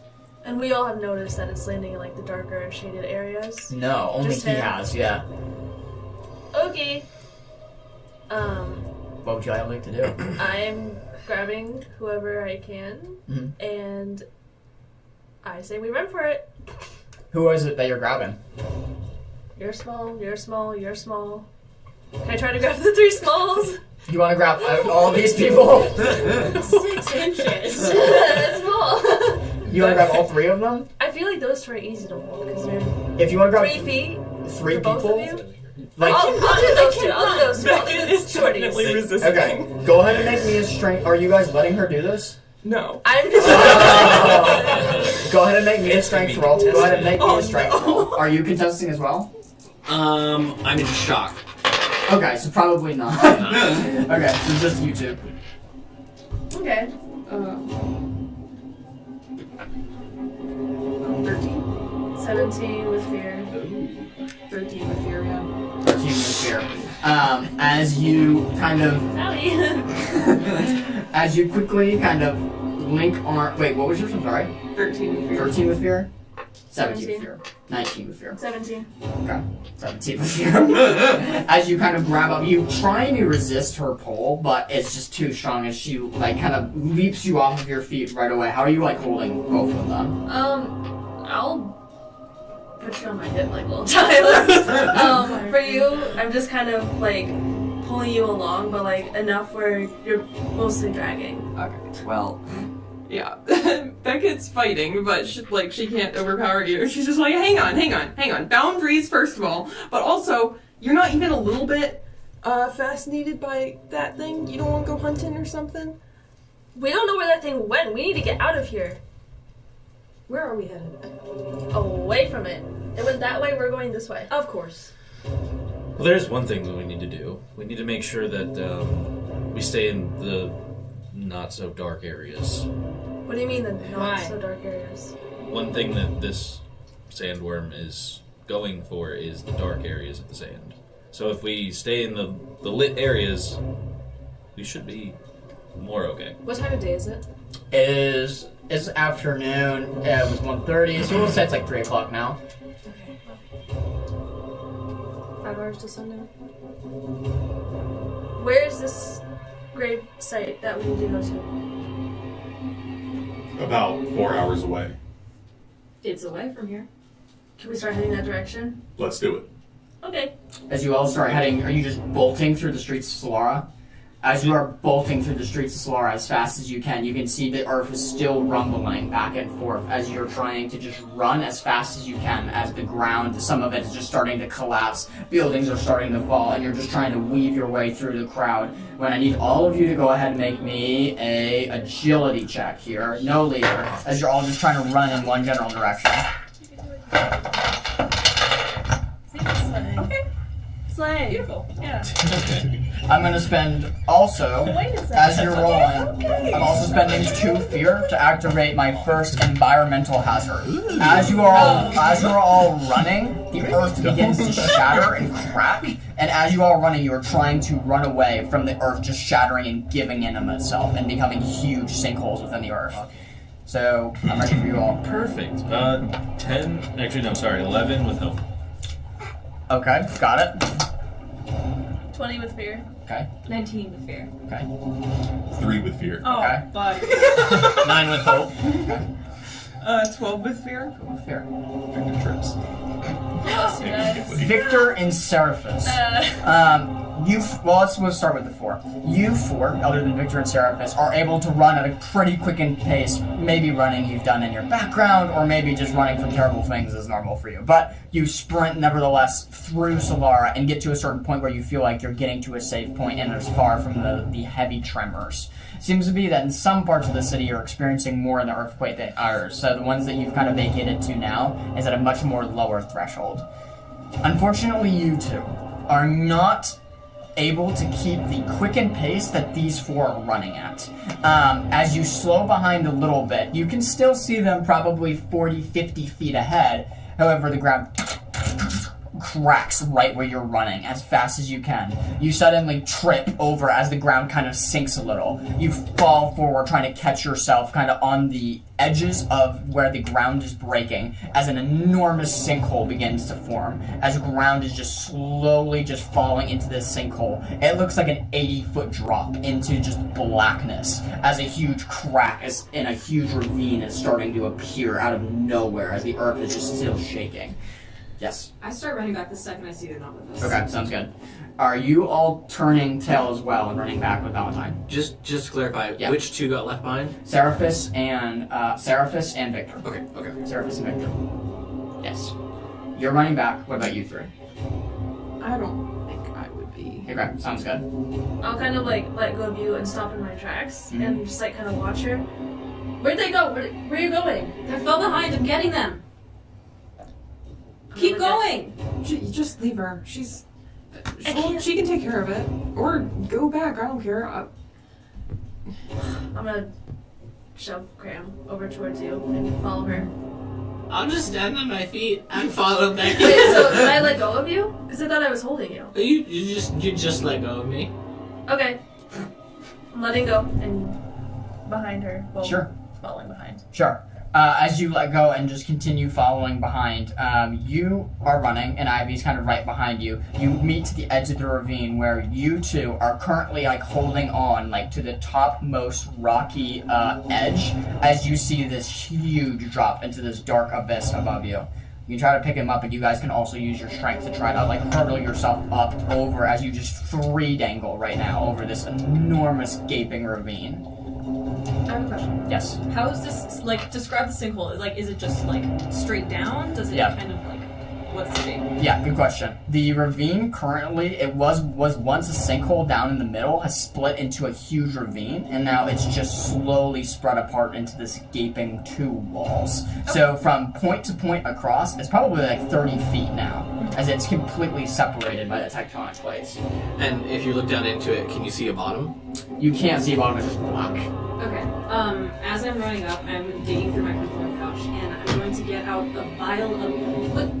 They look like very small black things. You can't really catch exactly what it is, but she shoves her hand in, grabs a couple, and then squishes them through her palm. And as I approach, I'm gonna get to Victor. I'm gonna like fall on my knees and reach out and smack him. And I'm gonna cast Will Walk. Okay, sounds good.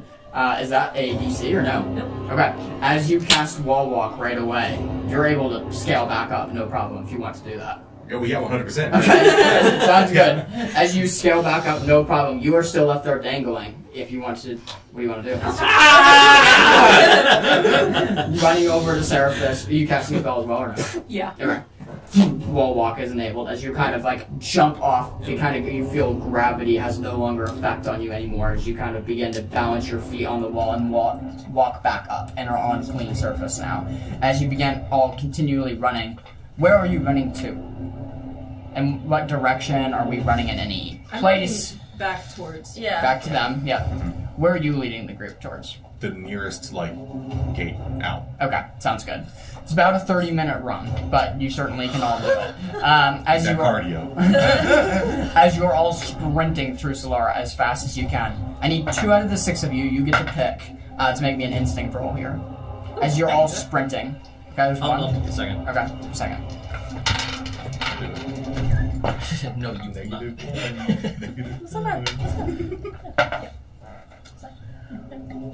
Go ahead. 17 with fear. 17 with fear? Okay.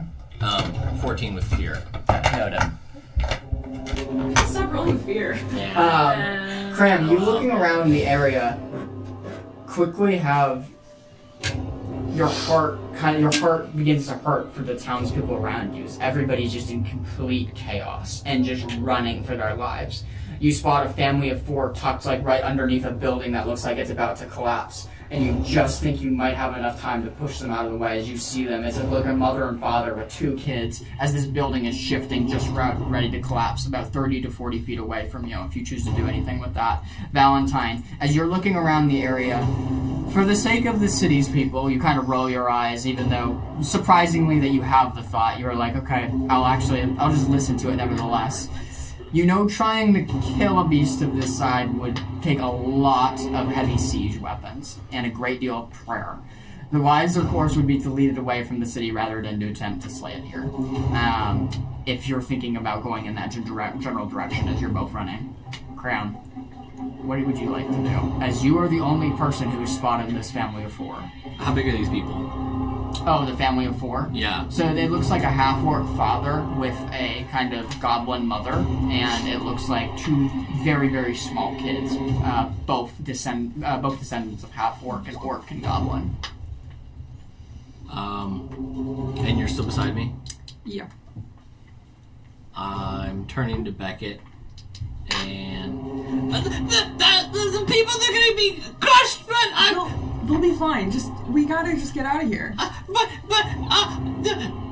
is the building starting to? You see the building starting to dissemble? shake. I'm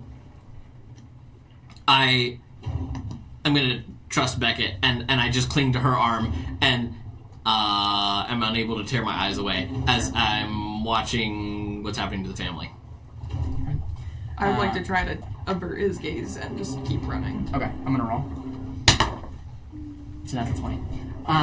As you all run as much as you can at full speed, you're trying to cover Cram's head as you're trying to peek through the hand that's being put over your eyes. There's just enough of a gap where you can see out of one eye, and you're kind of in the hold that she has, just trying to pull your head away.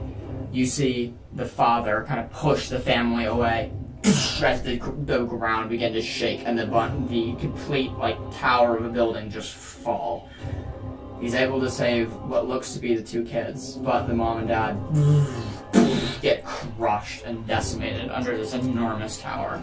As both, you kind of feel for them, Cram, as you look as they look.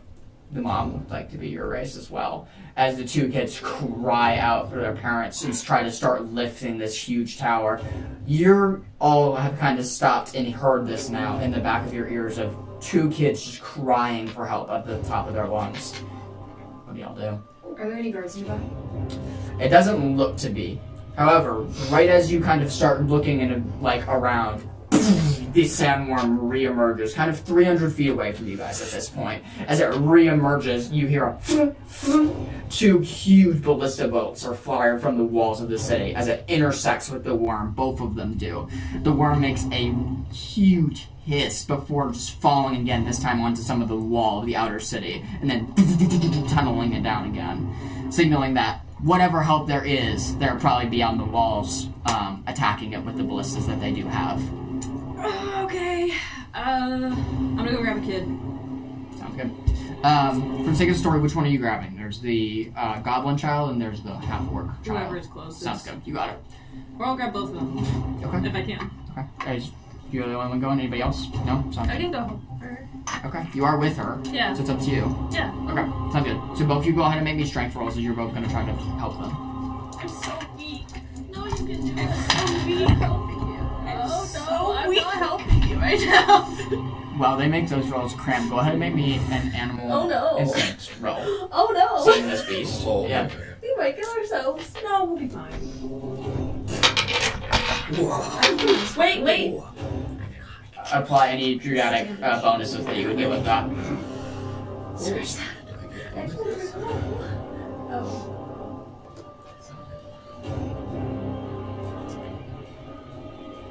What you got? 5. And what? Oh, with fear. Oh, great. That makes that better. 9. 9. Oh. As you run over to the kids, trying to get them off of their now literally flattened parents from the enormous tower that has crumbled on. Valentine, you're trying to pull the little half-orc girl away as she's just crying, and as you're trying to pull her, she's just kicking and thrashing to a point that you're just like, I don't know if I should leave her or not. Ivy, you get to the point where you have a small little goblin boy that you're just able to kind of drag away from the scene as he reaches out his hand to his sister. Wait, we have to go back, as you're just kind of trying to drag him away. Ivy and Valentine are about 5 to 10 feet apart as you're trying to drag him back from the scene. He's just in utter shock and true traumatic somber. Valentine, can you pick her up? No! I'm gonna go back and try to help her. If I could, I would! We'll say with both of you there that this is a small child. You're able to Grab both the arms. one arm hoist her up and kind of bring her back 30 feet away from the crumbling tower. Both kids are just crying and embracing each other. You now have 2 kids at your side that you are just babysitting for the moment as this huge town and city just collapses on you. Are you all 4 still running? You guys didn't stop, correct? Nope. Okay, sounds good. Since you are all still running, you get a better look at the creature. What was your roll? Is 13 with fear. 13 with fear. Cram. You look into the beast's one black eye. You can't see the other one because it's on the other side. But you look at the one black eye and you see clear agitation in the beach. And the beast. Normally, these colossal beings are known to be peaceful dwellers. They bury deep, deep underground, and are not usually agitated unless, provoked. Deep, deep, deep underground. The last attack from one of these would probably be hundreds of years ago, as they don't come to the surface very often. You also notice it continually squinting every time it comes up, meaning that it's probably trying to block out the sunlight. That's about all you get from that. I'm very observant. As it pummels down into the ground, creating another tunnel down into the basin of Solara, it disappears from sight. As you are all running, you 4 are about probably 20 minutes now away from the nearest exit. You 2, going back to you 2 and the 2 kids. The 2 kids are completely just in utter shock and crying. What do you 2 do? Okay. I'm gonna kneel down in front of whichever one looks older. Mm-hmm. And I'm gonna kind of hold her by the shoulders until paying attention. I'll say, get out of the city, find a guard, take care of each other. Go ahead and make me a presence roll. I'm gonna use an experience on that. Okay. Can I assist? Yeah, you're right with her. Yeah. You're right with her. How are you assisting? So what would you say? I'm just gonna be like behind her nod and be like, it's going to be okay, but you guys need to get out of here. Sure. Oh, thanks. That was so sad. It's okay. Oh, I thought that was a 6. That's not a 6. No, you did good. +1. 17 with fear. 17 with fear is pretty decent. I got max fear.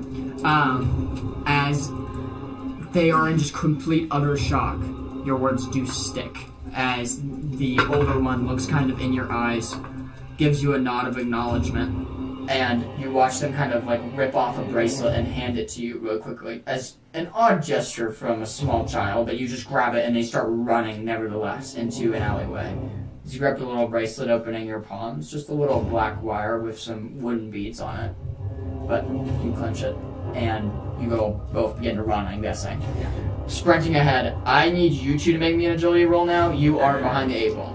So, countdown has started. These 4 are gonna pass it. You 2 are behind. So you 2 are going to make that roll. That's hope. 11. So let's start my Oh, it's yours. Hey, so. I got a 4. Level 1 sucks, doesn't it? It's just my rolling today. It's As you are running as fast as you can, you seem to keep getting tripped out by collapsed buildings or like holes of sinkholes and ravines that are being split open in Solara. You're just not able to catch up to these guys, as you all have made it to the gate by this time. As you get to the western gate and are looking out on the Sunfire Desert and the pyramids kind of in the skyline, you look out. 2 of your party is missing, and they are not in eye shot at all. Like, you can't see them at all, which would be Valentine and Ivy. As you 4 all look to each other, what do you do? They probably just found another way out, right? Knowing those 2, I don't think so. They're probably still in there. They'll be fine. That's... I mean... Should we go and get them?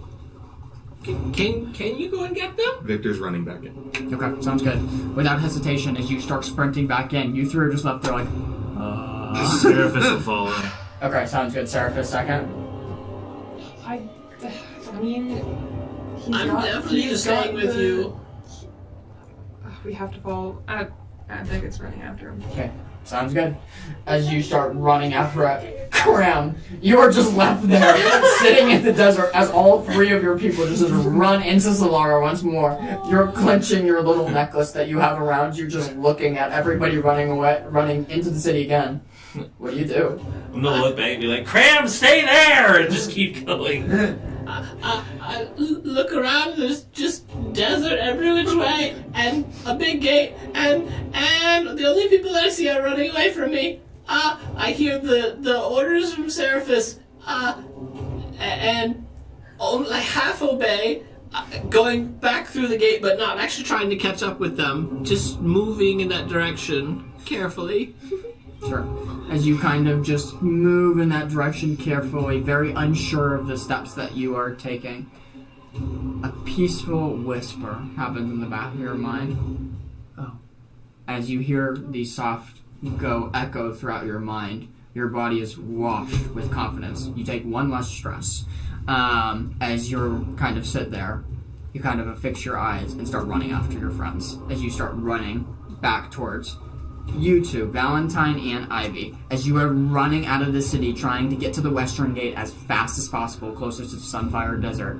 Go ahead and make me one last agility roll here. This is with disadvantage for both of you. With disadvantage for both of you. Let's try. Alright, we're gonna slide this. Ready for the crit? Ready? Yeah. 3, 2. Okay. Oh, okay. Better. Yeah. We're fine. We're... Oh, But disadvantage. are you rolling with disadvantage or? You guys can roll it. I trust you. Thanks. Yeah, you both get it. Yeah, because it's individual rolls. Yeah. Oh well. Okay. Did you roll a 6? 10. 10, okay, with Fear. fear. I really wish I wasn't capped on 7. What's yours? 10. Oh wait. 10? Yeah. Yes. Yeah. No, it's disadvantage. That's a 9. Yeah, that's a 9. Sure it's not? There's a dot. Yeah. Where's the dot? That's the Oh. That's my die. It's the Okay. 9. All right.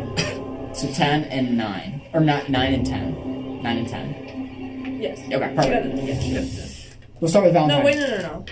14. I'm doing that. 14. 14. That's 14. I'm 10. 14 Yes. and 10. Okay, Yes. that's better. I like Ivy, this. you're able to escape. You quicken your pace I like and this. are. I can read it. Hey, Ivy. You quicken your pace and you're outstepping Valentine by quite a few paces, which you don't realize is a mistake until suddenly, Valentine, you kind of look over your shoulder to see if the kids are like made it into an alleyway safely, and as you look over your shoulder, you smash into just a huge stone pillar that has seemingly crumbled like up from the earth. As you slam into the stone pillar, you kind of just fall down to the ground. Do you go try to help her up? Do I hear that? Oh yeah. You hear Okay, it. I'm gonna It's a stop loud thump. and look back. Valentine. I'm dead. You take 9 points of damage from head slamming into the pillar as you get yourself back up and you run as fast as you can to the outer gates of the city. You just see in the distance the rest of the 4 of them running, all in different paces, kind of back towards you. You're so close. What do y'all do? Run. Still running? Just sprint Still away? running, yeah. Okay, as you all sprint and try to get like coordinated with one another, you're able to rejoin the group once more, and you're all together now. As you all sprint then towards the western gate, give everybody a nod, and sprint towards the western gate, out towards the desert.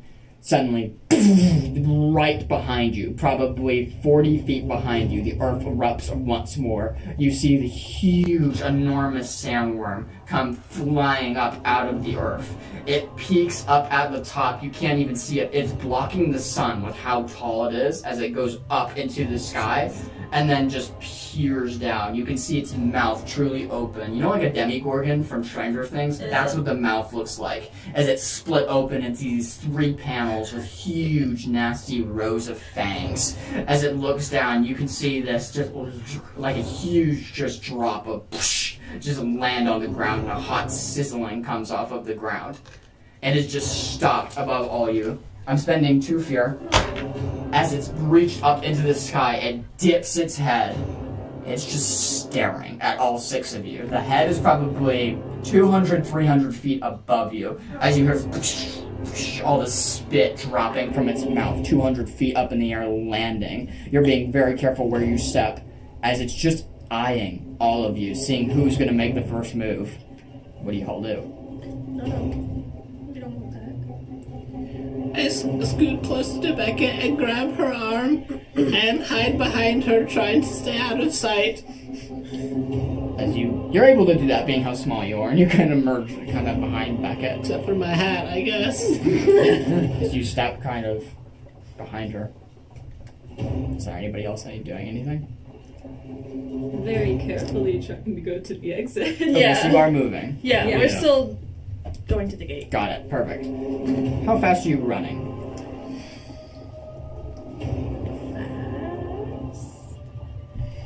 Like, Okay. we want to get out of there. Okay. How fast? Like, are we like 20 full sprint, a jog, a light walk? Like, I want to get out of there. Full sprint. And I Okay, don't want beautiful. to fight the worm that's staring at me like it's hungry. Okay, beautiful. Since you guys are all full sprinting towards the western exit and seeing it was sitting above you, just waiting, it feels the reverberations in under the ground that you all are making because you are running at full speeds. As you are running to the western gate, you can see it as it's arced. It kind of closes its eyes once more and just begins its free fall. It's falling directly onto you guys. You have to sprint as fast as you can. I need all of you to make me a group agility roll. And this is going to determine if the worm literally drops on top of all of you. So, hold on. Yeah. Being a fawn, I have the ability to leap very far. Yep. Would that perhaps get me an advantage? I'll give you that advantage. That's very, very reasonable. You still have wall walk up. Just by the way. Good to know. We'll see what I can I do. do have this. Should I use this right now? It's a Okay. Slide. I'll take that. Not bad. Hello? Is this the same? Or just, hey? That's what's up. Give me a freaking high five. Oh my god. Okay, who was leader? You were leader, right? I am. I think so. I think you were leader. Oh, I crit. Oh, we're doing groups. Yeah, group agility roll. That's much better. Yeah. Okay, group agility roll, your lead. Oh. 19 with hope. +2. Crit. +2. 17 with hope. I'll give you a 2. That's 6 +6. If I animalize here, can I add my evasion bonus for that? I'll let you do that. Okay, great. I'll describe it in a second. Okay, Annabelle. A mighty 6 with fear. That's -2. It's okay, you're sitting at +4 right now without Gray's roll. So, you see what Gray does, and 19. that's a +2. You're back up to 6. +6 to your group agility roll. What was your agility number? You did already roll it technically. Yeah, it would be this. Crit. Oh, you crit. Yeah. Oh, okay, wait. Yeah. Who's +2? I counted your +2, I guess, twice. Well, she No, crit she too. crit too. They Oh, both they crit. both Yeah, crit. yeah. Okay. She crit. Get 17. Okay, I was confused. It was like there was one crit. Yeah, 2 crits. Okay, got it. I want you to describe how you get everybody out of this precarious situation as the worm has begun its free fall, as it's just dipping back and almost just like a trust fall with somebody. It's just literally just falling backwards from the skies. Towards us. Towards you. How do you get Sure. your group of 5 out of the situation? Sure. Where my cape has like the clip that holds it, I'm going to squeeze onto that, and my cape is gonna fall off, and I'm gonna be holding the clip. It's just a circle. I'm going to kind of hold it out, and a giant tower shield is gonna come from that clip. Nice. And I'm going to use that tower shield to kind of thrust it up in the air. So when the worm lands on it, it's gonna kind of like guide it off away from us. If that makes sense. Okay. Yeah. Okay. Okay. If that makes any sense. Yeah, I got you. I'm just trying to like I'm just trying to- thrust it away Yeah. from the group. It's like 80 tons, but you know. Yeah. Yeah, it is. I'm but gonna- like I'm gonna change that a little barely dodging it, and I'm Yeah. just kind of. Well, I'm gonna change that a little ish. Go for it. As you maneuver everybody out of the shadow of it falling, you kind of maneuver everybody away towards the western gate. You quickly grab your clip and thump out this huge, like, tower shield. You kind of put it over as many people as you can. The shockwave as the worm hits the ground, as the ground begins to reverberate, huge waves of sand are splashed up in the two directions of the falling from, that it splits off from its left to its right. You're able to protect everybody from the huge, just almost what looks to be ocean wave-sized large sands just coming up and splashing into the tower shield. It begins burying into the ground once more, seeing that it did not hit its mark. You can hear the huge sinkhole as it dips down lower and lower and lower into the ground. You all have made it to the western gate, and you have all dodged this attack successfully. As you move out into the western gate, the earth rumbles, but it's getting softer and softer the further away you get to into the Sunfire Desert and east of Solara.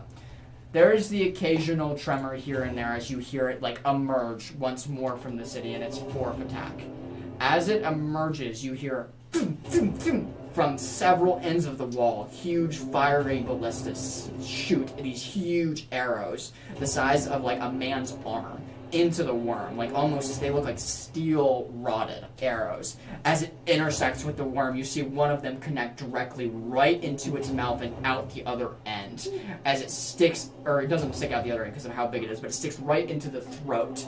And as it sticks right into the throat, a nasty shriek is let out by the worm and just falls, crushing probably 5 to 6 buildings as you see the dust come up from Solara. The Zarkun is hopefully killed. That's good. And where are we now? You are in the off in Sunfire Desert, probably like a half a mile away from the western gate of Sunfire City. Okay. Yeah. Still being able to see where the worm just Or fell. excuse me, Solara City. It's the city of Solara. You're in Sunfire Desert, which is east. Yeah. Yeah, and you can see roughly where the worm fell. You can't see it exactly, but you can see the general direction of where its final resting place is. Okay.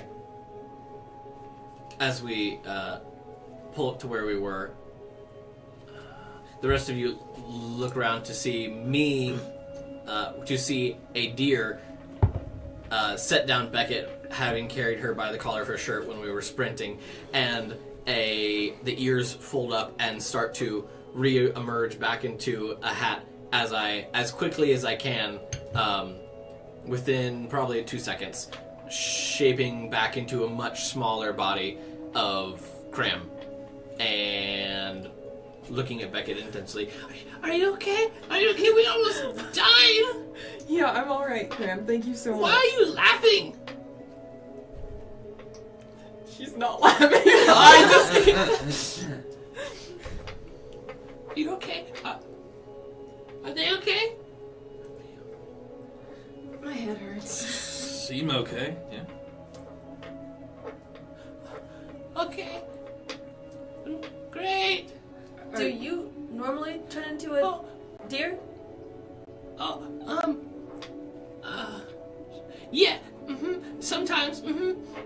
Sometimes. Leave him alone. He turned into a Yeah. That's Yes. cool. like a Thanks. full-on. I turned into a deer so we could run faster because we were about to be crushed by a worm. Yeah, I saw that. But his body morphed. No one else is amazed by that? Nope. What else did you want him to turn into? There's options? Well, no. We're walking and talking, by the way. Yeah, you got it. No, I can only turn into a deer sometimes, but it's only when I get really scared. So you can't turn into anything else. No. Can I insight check? Yeah, I'm gonna assist. Do you even want to roll? Because you have 3 insight checks right now. It's up to you. It would only be fair for you all to know that he's definitely not telling the truth. And it's like obvious. Uh-huh. Okay. Did I rip your shirt at all? Is your shirt okay? I think it's alright. Okay, I didn't bite you, right? No, not this time. Oh, okay. I'm sorry about that. Okay. But everybody's all in sorts. Are you? You're all right? I'm happy. I thought that you guys were going to die for a second. Me too. We're fine. Where did you go? There were some kids back there. I just wanted to make sure they're okay. Oh, was it the family who was by that building when it like fell down and broke apart? You saw? I saw. Yeah. Yeah, them. Oh. She gave me a little bracelet. It was sweet. Oh. Were they okay? I hope so. Oh. I told them to get out and they started running, so... Okay, they're all fine? Yeah. Okay. Okay, good. Gosh, it's really hot. I feel really hot right now. Speaking of the temperature, now that you are out in Sunfire Desert, the temp is probably increased to 115 at this point, as it's very, very hot, and you are entering the hottest hour of the day, roughly 4 p.m. The sand burns beneath your feet, as some of it is like this golden yellow color to dark oranges. It almost mixes together like ocean water, as some like waters are like aquamarine and some are darker blue. It makes this beautiful landscape of yellow and oranges. As you are walking, it quickly dawns on you, you're walking towards the pyramids that are on the skyline. The huge, huge noble pharaoh pyramids on the Sunfire Desert. Victor. Can I do a knowledge check on them? You definitely can. The tomb doesn't happen to be one of, the Great Pyramids, does it?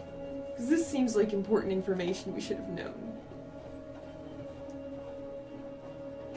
Oh my. I crit. Did...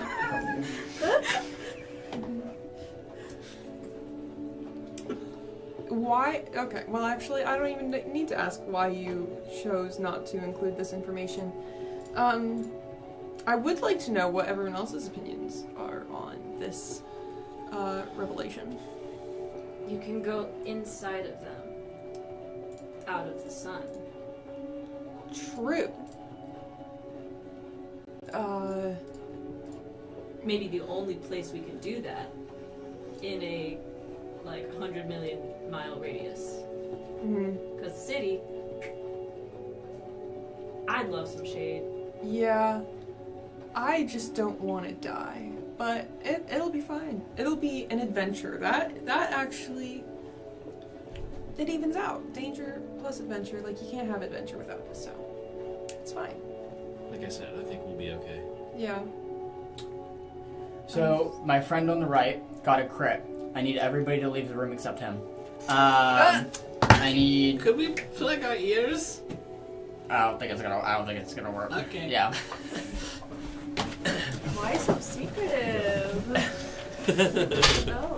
It's either going over there. They're going over They're there. going over there. Alright then, have fun. Have a wonderful time. Thanks. Oh yeah, you guys when I'm ready. This is a great time. See ya. This is Yep. a great time. This is the worst for me. This is terrible. All of the chairs. All of the Just chairs all in of the them. way, but the big guy in the corner. Oh. I'm getting it pulled up my notes. Yes, of course. I will probably need to write this down. Yeah, so you can tell as many people or as little people as you want. Sweet. The Tomb of Pharaohs. You've gathered enough information now of where Seraphis might be leading you must be the Tomb of Pharaohs, which links up. Victor. Or Victor, I'm sorry. I'll get it eventually. Yeah. Victor and Seraphis. You gathered enough information now to derive that this also is the place that you heard about the loom and the leads of where it might be from your session 0. The tombs are known to have heavy magical traps set around them, and they're known to be very, very carefully placed. And a lot of grave robbers have tried to venture into the tombs and have died or just never come back. There is set to be a very, very kind of dark presence / air that's around this place, as it is completely forbidden by law to ever venture into the Tomb of Pharaohs. The entrance to kind of getting into the tombs is a windy one, but it meets where one of the blocks kind of shifts and everybody can kind of dip their way through. I don't think I'm forgetting anything, but let me just double check here on my notes and I'll tell you for sure. So it's Victor. potentially where the loom is. Potentially where the loom is. Just a bit of history on it. After their passing of the pharaohs, the royal family was entombed within the pyramids of the Sunfire Desert. A lot of strong magic flowing through there. And essentially, hundreds of years before the collapse, the pharaohs reigned over the Sunfire Desert and Solara, and claimed their bloodline was infused with royalty. And the people seemed to never question them, because they ruled very justly. That was until, suddenly within the span of a single week, the mother, father, and daughter, the princess, each died on a different day of that week. They are all buried in Pharaoh's tomb, and a lot of legends live on that their spirits live there as well. Alright, you're all ready! You have any questions? No, I think we're good. Okay, cool. That was a treat. Chris, my The fan favorite up part. there. Let's The fan, yeah, it's cool. The fan was amazing. Oh, wow. Oh my I'm goodness. so Oh. cozy. Whoa. Why am I in the corner? Because you wanted to make faces at me. It's been fun. That's been very fun. So glad you're having fun. Start screaming at the top of the lungs. As you walk in the burning sun, it's about 5 o'clock now, as the suns are finally just starting to set. It's cooled off to about 112, so a lot of you have taken off a lot, like any layers that you can at this point, leaving just kind of like what you can on to keep cool. But it's miserably hot, and the desert is like ambiently making it worse. You all walk, probably an hour or so goes by. When suddenly you hear something in the sand close by, roughly 20 feet. It's nothing huge, just a small pitter-pattering. I stop moving Okay. because I've learned from the worm. I want to You know see that. what it is. Okay. Which direction is it coming from? 5 feet off your right side. I look in that direction, Okay. You don't see anything. It's like underground. breaking off to inspect. As you break off to inspect, you hear a little underneath the sand. Not a long way, like the Zarkun was tunneling underneath. This is maybe a few feet below the surface, digging in the sand. Some sort of small creature looking about. Look, so I can't see You it. can't see it. It's buried underneath the coarse sand. Okay. But you can see it, like you can see the sand moving. You know what I mean? Yeah. I'm gonna take my hand off and put my big ear up to the sand and listen. Okay, sounds good. I wouldn't recommend that. But what if it's what I think it might be? And what's that? That beetle that I told you about. my gosh. You and your obsession with insects. Just, if it is, keep it far away from me. Beckett's gonna start backing Sure. up. You're the only person in this spot. Yeah. As you hear the pitter pattering continue, it doesn't know that you're there or listening in. As you hear it seeming to munch on something. I'm gonna shove my hands into the sand and try to dig it out. Go ahead and make me a finesse roll to try to catch this small creature beneath your grasp. Yeah, no. Okay, it's 9. We 9? hope, yeah. You reach your hand in and grab it and pull out. You notice something big slips beneath your fingers, and it sounded like it felt like there was a couple of them. But you do have something. You have one of them. As you grab it out, you look at it. It's exactly what you were hoping it would be. You have found one small sand-shelled connector beetle. As you pull it out, your eyes go wide with excitement as you look at it. Okay. I'm gonna hold the one that I got in my teeth, and I'm going to keep digging for the big one. Okay, sounds good. As you keep digging, you all are just looking at Graham bury through the ground, like a dog looking for a bone. Like, just eagerly searching everywhere for bugs. As he continues to, like, scrawl through the ground. There's no big one to be found. It just seems to be a small few traces of them here. Okay, are there any, like, tunnels or something like to do it? Go ahead and make me an instinct check. Okay, it's the one that I thought it was. Oh my It's exactly what I thought it was. Here, I'm gonna hold this. Can you hold this for me? It's just a little beetle. It's like a sand-colored beetle. It's okay. They don't bite you. As you grab it, you see like an almond-sized beetle, sand-colored, has 8 legs, 4 on each side, nasty little jaw on each one. As you're holding it like this, it's about this size, and you're holding it like this to make sure it can't bite you in any way. Some of you would recognize its native name, some of you wouldn't, but for the sake of ease, these are called SSCB as an acronym. Their full name, the Sand-Shelled Connector Beetle. They are known usually to travel in swarms and connect with one another. There's a mother beetle that all of them swarm to and make a shell over. Picture is going to be on screen for you guys now. Should be boom, boom, boom. Can you see it? Yes. That is way too many legs. Which Ew. mod am I using for this? What's that? What role is This this? is an instinct check. Yes, okay. To be clear, the mother's the big one in that picture. So he's grabbed one of the small ones in that smaller So each chain. circle is one of them. Exactly. So he has Ew. one in his hands right now, Got it. and he's currently trying to give it to whom? Ivy. Ew. It's a little one.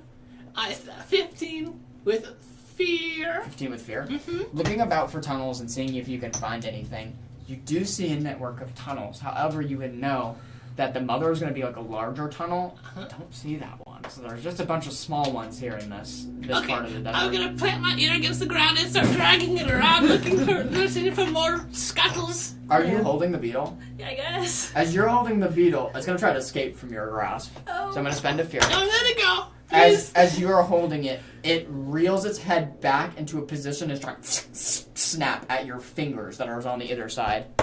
That's a 5 to hit. No. It can't get there as its head just can't maneuver to a part of where your fingers are holding it. It's a nasty little thing though. It wants to clamp down and try to pinch you as it keeps snapping. Madam Beckett, why did he hand me this?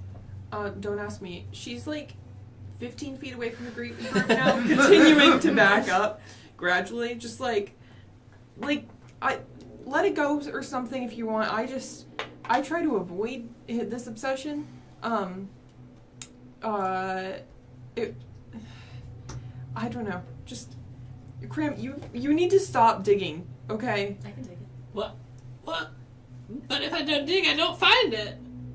Well, maybe you shouldn't find it. Like, remember what the guy in the tavern said? He was like, don't touch them, they're endangered, you know? No. That was a different beetle. That was a lotus beetle. Okay. This is a sandshell connector beetle. This is what I was looking for. Remember we were back in Scale Ridge and I told you about this? And you have the big one and all the little ones? Oh, yeah. You probably shouldn't look at it. If I do find it, you should, go away. There's a lot of legs. Cram, why are you hunting these? To have them. For a snack. Ew! No! No, you can hold them and look at them and move them around. They're fun. Wait, put it back. See, you can if you lift up the wings a little bit, you can see under the wings. And if you don't squeeze it too hard, just a little bit, it'll trying to fly away. It's trying to bite you, isn't it? Yeah. Are you squeezing it a little bit? Yeah. As you squeeze it a little bit, I rolled a 12 this time. Does it hit? Yeah. As it spreads its wings and begins to try to fly, it doesn't gain any altitude, but it does move positions in your fingers. Oh. And it gets into your finger and latches down. The bite is really surprisingly powerful as it draws blood almost immediately. The jaws are this big, though. Take 1 point of damage. Solid. Oh. Is this something that can be used as a magical component? That's going to be a knowledge roll. Good question. Go for it. Can I use an experience? Yeah, you can use an experience for it. Cool. It's okay. It's okay. I miss her so bad. 12. 12. If it is any sort of magical component, unfortunately you wouldn't know. You know these beetles aren't magically inherent themselves. They dominate the sand region and Tarsus, and they're very, very common here. They're burying kind of underneath the ground. You've known collectors to collect them and make display cases as a queen with the huge hoard around it, as it's a very cool looking kind of centerpiece if you're a bug collector to hang on a wall. Besides that, you're not honestly sure if any of the body, blood, bone can be used for magical purposes. Okay. I'm just holding my finger out as it's latched on and biting my finger. Can I pull it off? Yeah, you can pull it. You can pull it off. You just, and now you have it. You hear. Isn't it so cool? Yeah, it is actually really cool. Yeah, you can only find them here in Sunfire Desert. I thought you told me they were friendly. But look at he's so cute. He's like, Yeah, he wants to kill me. no, he loves you. I don't know. Is that why he Yeah, took a you little okay? bite out of It didn't hurt. I mean, me over I'm there? sorry. I really did. I thought they didn't bite. I wasn't lying. But everyone, look. If you see another one, look and tell me. Just keep an eye out for them. I don't think that there are any more right here, but there should be more around. I'm gonna let this one go back to its family. No. I can't have it. Okay. Okay, thank you. As you take it, you Yeah. hold it in your hands. You notice when you give it to him, the beetle calms. The wings shudder down. It doesn't try to bite. It just sits in his palms. Unusually calm. As it just sits. Are you blowing on it? It bites you if you blow. Keeping it warm. As you blow on it, then you bites you. It was unusually calm. As it kind of latches on and just hangs and dangles. You have something to put it in, like a collection jar or something. Do you have something to put it in? Yeah, here. Oh, yeah, okay. And you kind Can I of shake it up? you can shake it up. You shake it up and put the cork in it. You've collected one of roughly Yay. 100 that you need to form a complete collection. But it is one nevertheless. As you put it in a vial, all of your newfound friends eyeing you very curiously at this new collection. Can I keep the vial? Oh, yeah. No, Oh, go for it. yeah, thank you. Okay, now I only need like a lot more to go. But if I can, it's like when you go and you buy food and they give you like one of those wooden horses with the food, but you have to get all the different color horses. But it's for beetles. How many do you need? Oh, like this many. Oh. A lot. Well, But if there's one big one, then you can find all the rest of them. So if I get one big one, and it'll be really, really easy. And I can keep them for my collection. very cool. How big is the big one? Probably like this big. Oh, okay. Beckett's backing up even more. It's okay. I don't. It's not around here right now. Okay, I'm just gonna put this in here. Thank you.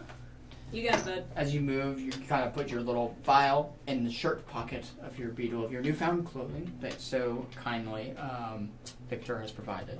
Forgot he's in a dress. Wait, no, I didn't put on the dress. Oh, okay. Oh, okay. I have my overalls with the shirt pocket on the front. As you put it in your little shirt pocket of your little vial, you're the beetle trying to escape out of your pocket. As you continue marching east, directly east, you get closer and closer to the pyramids as dusk falls. The moon, kind of as it ascends, makes this eerie glow casting kind of over the pyramids. As you guys are roughly now about 200 feet out. It's about, I think we decided, 6 or 7 o'clock. As the suns have completely set, the moon is just starting to rise. It's just getting into that time of the day where it's just this weird mix of oranges, yellows, and purples, the dusk period. As you're looking at these huge triangular structures in front of you, enormous. There's a lot of mysteries about how these structures were made. Not a lot of you are familiar with Tarsus history and Solara history more particularly, but there's 2 of them and they stand right next to each other, one just kind of a bit off-center to the other one. And supposedly massive tunnels are beneath both of these structures, the tombs.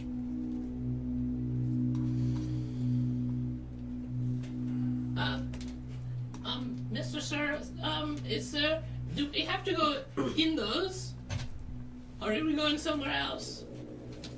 We will be going into those, yes. Oh, okay. Are they safe? They are. Okay. If you don't take anything that doesn't belong to you.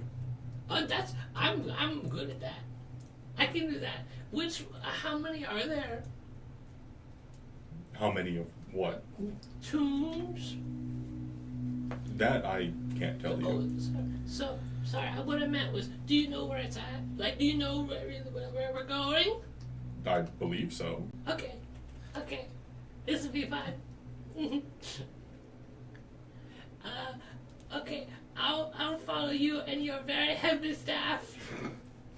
I also have a question. So, you mentioned that this is a family heirloom. Which of your family members was buried in a temple or a pyramid? Very far removed. If you could imagine, they're buried in a pyramid. 3rd uncle, 30 greats, very far removed. What was his name? That is a wonderful question. Okay. Maybe he's my uncle too. He could be. Maybe we could be like really the great cousins. We'll have to look into that. That would be really fun. It would be very fun. So, Victor, what do you know about these pyramids? Unfortunately, not a lot.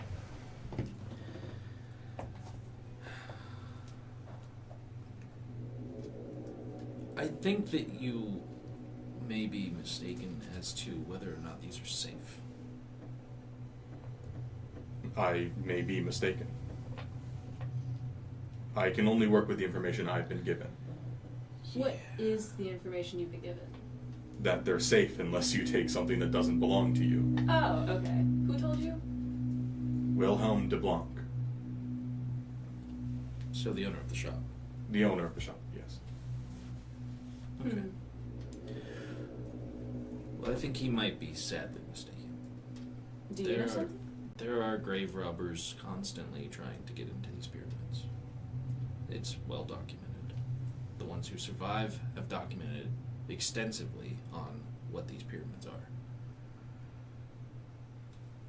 These aren't safe by any matter of the word safe. So I'm not sure where you're getting this information or where even Mr. DuBlanc is getting that information.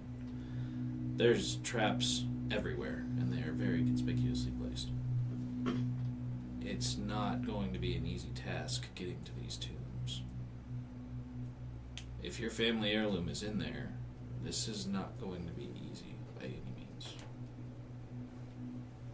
Victor sort of nod along. Is listening. Regardless, I will be trying to get it back. I don't What- think that it's not. I don't think it's a bad idea. It is yours. If it's your family's, it is yours. What is so important about this family heirloom?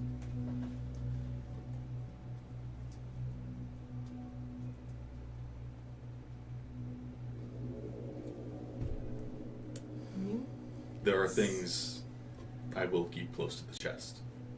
It's understandable. We can back out of this.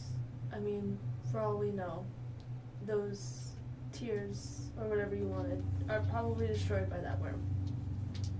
Do you have any? I kind of assumed he had brought the chest with, considering he was going to be Yeah. paying them with it. Yeah. So he had all of them. Yeah. Kind of opens the briefcase with the velvet and the three vials. I don't like this guy. He's not being truthful. I'm gonna pull her up to the side. I don't know where else we can go. We can leave this desert. City's destroyed. We're like hours of travel back to the coast. It'll hit nightfall by then. Okay. We need to be inside during nightfall. We're gonna freeze. You're used to the cold. I'm not. We have a mission. I don't know if you've forgotten that or not. I did not. This guy has not been fully truthful with us, and now he's taking us to a giant tomb that might have traps in it. This doesn't sound smart. I feel like we're wasting our time. Don't you? I understand that he's a friend, but how important is this? For all we know, the heirloom might not even be in there. He's not giving us much. I want to go in. Even outside of the heirloom, even outside of Victor, I want to go in. You're curious. Is that it? I'm not being stupid about this.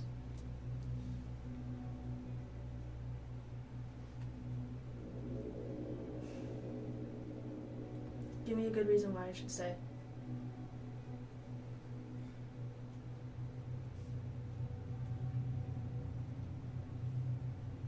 Please?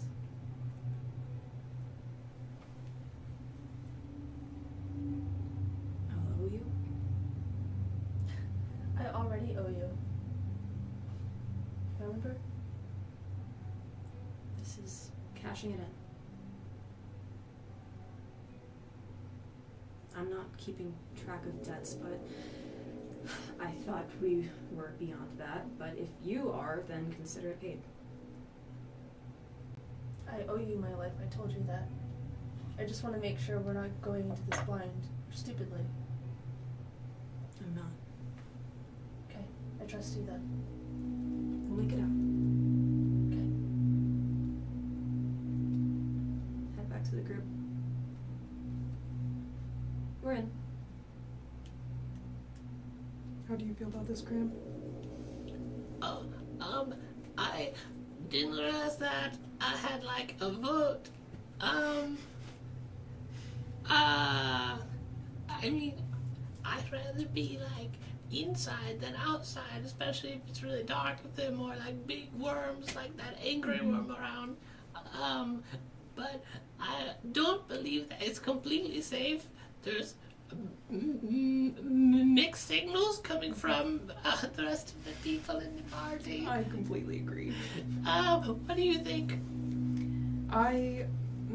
I'm also in favor of heading in, even though I agree that it is going to be dangerous and we'll need to be prepared. But do you think it'd be worth it to like go inside and then like sleep there until it's daytime and not try to get the thing if it's dangerous?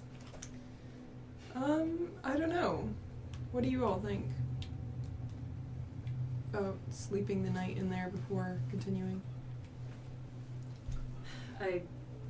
We could always make the decision when we're in. Maybe we walk in and it's like, oh yeah, there's definitely people here and they're gonna kill you. Not bed down, Yeah. but We can always sleep beforehand as well. You all are so confident and courageous. I like you. so in favor? I'm in favor. Oh, that reminds me. I'm gonna take like a button or something out of my bag. I'm gonna throw it at Victor's head. He won't dodge it. Just lands. Kind of wipe off some of the ash that was still left from the sparkler. Yeah. That's we're not talking about the pyramids. Would you expect me to be entirely forthcoming? No, not at all. But Would you be entirely forthcoming? no, not at all. Exactly. Would you not throw something at me? I would. So there we go. Nightfall has now made its ascent. It's roughly 7 or 8, or probably 8 p.m. now, amongst the sunfire-scorched desert. It's getting colder, and it's getting colder quick, as it's dropped now to about 60 Fahrenheit already. As you approach kind of the entry gate of the pyramids, you can see this large archway carved into the basin of one of these structures, the first pyramid that you have made it to. Looking up, oh, that's a tough, probably at least 300 feet tall, if not more, of just these huge ancient blocks crafted over time to make this huge pyramid-like structure, just ascending from the ground. You can see an archway that seems to have some sort of runic symbols in them that you do not know what language they are, but they're carved into the archway as a huge stone doors kind of rolled in shut, protecting the tomb entrance of the Tomb of Pharaohs. As you kind of go approach the tomb, you watch a light blue glow begin to emanate from the runes. As I'm going to spend 1 fear. As they glow, you all feel an unsettling, uncanny feeling start to stir inside each of you, like you're about to make a grave mistake entering this burial site. The tomb and the archway is starting to glow this low light blue color as you all look towards the doorway and wonder what possibly could be beyond it and what challenges, monsters, people, things, treasures hold beyond this door. And that's where we're at tonight. Oh. So just to clarify, is we're walking up to like a wall with a gate in it. Yes, an archway. And there's runes on the gate. Correct. And on the other side of the gate, there's a Stone. That's a circle stone that's rolled on the other side. Yes, Okay. correct. But it's completely covering the like walkway through. Correct. You can't get through without walking through the stone. That was session 1. Yay! Thank you everybody for tuning in. We will see you next week, Sunday, 5 p.m. For session 2.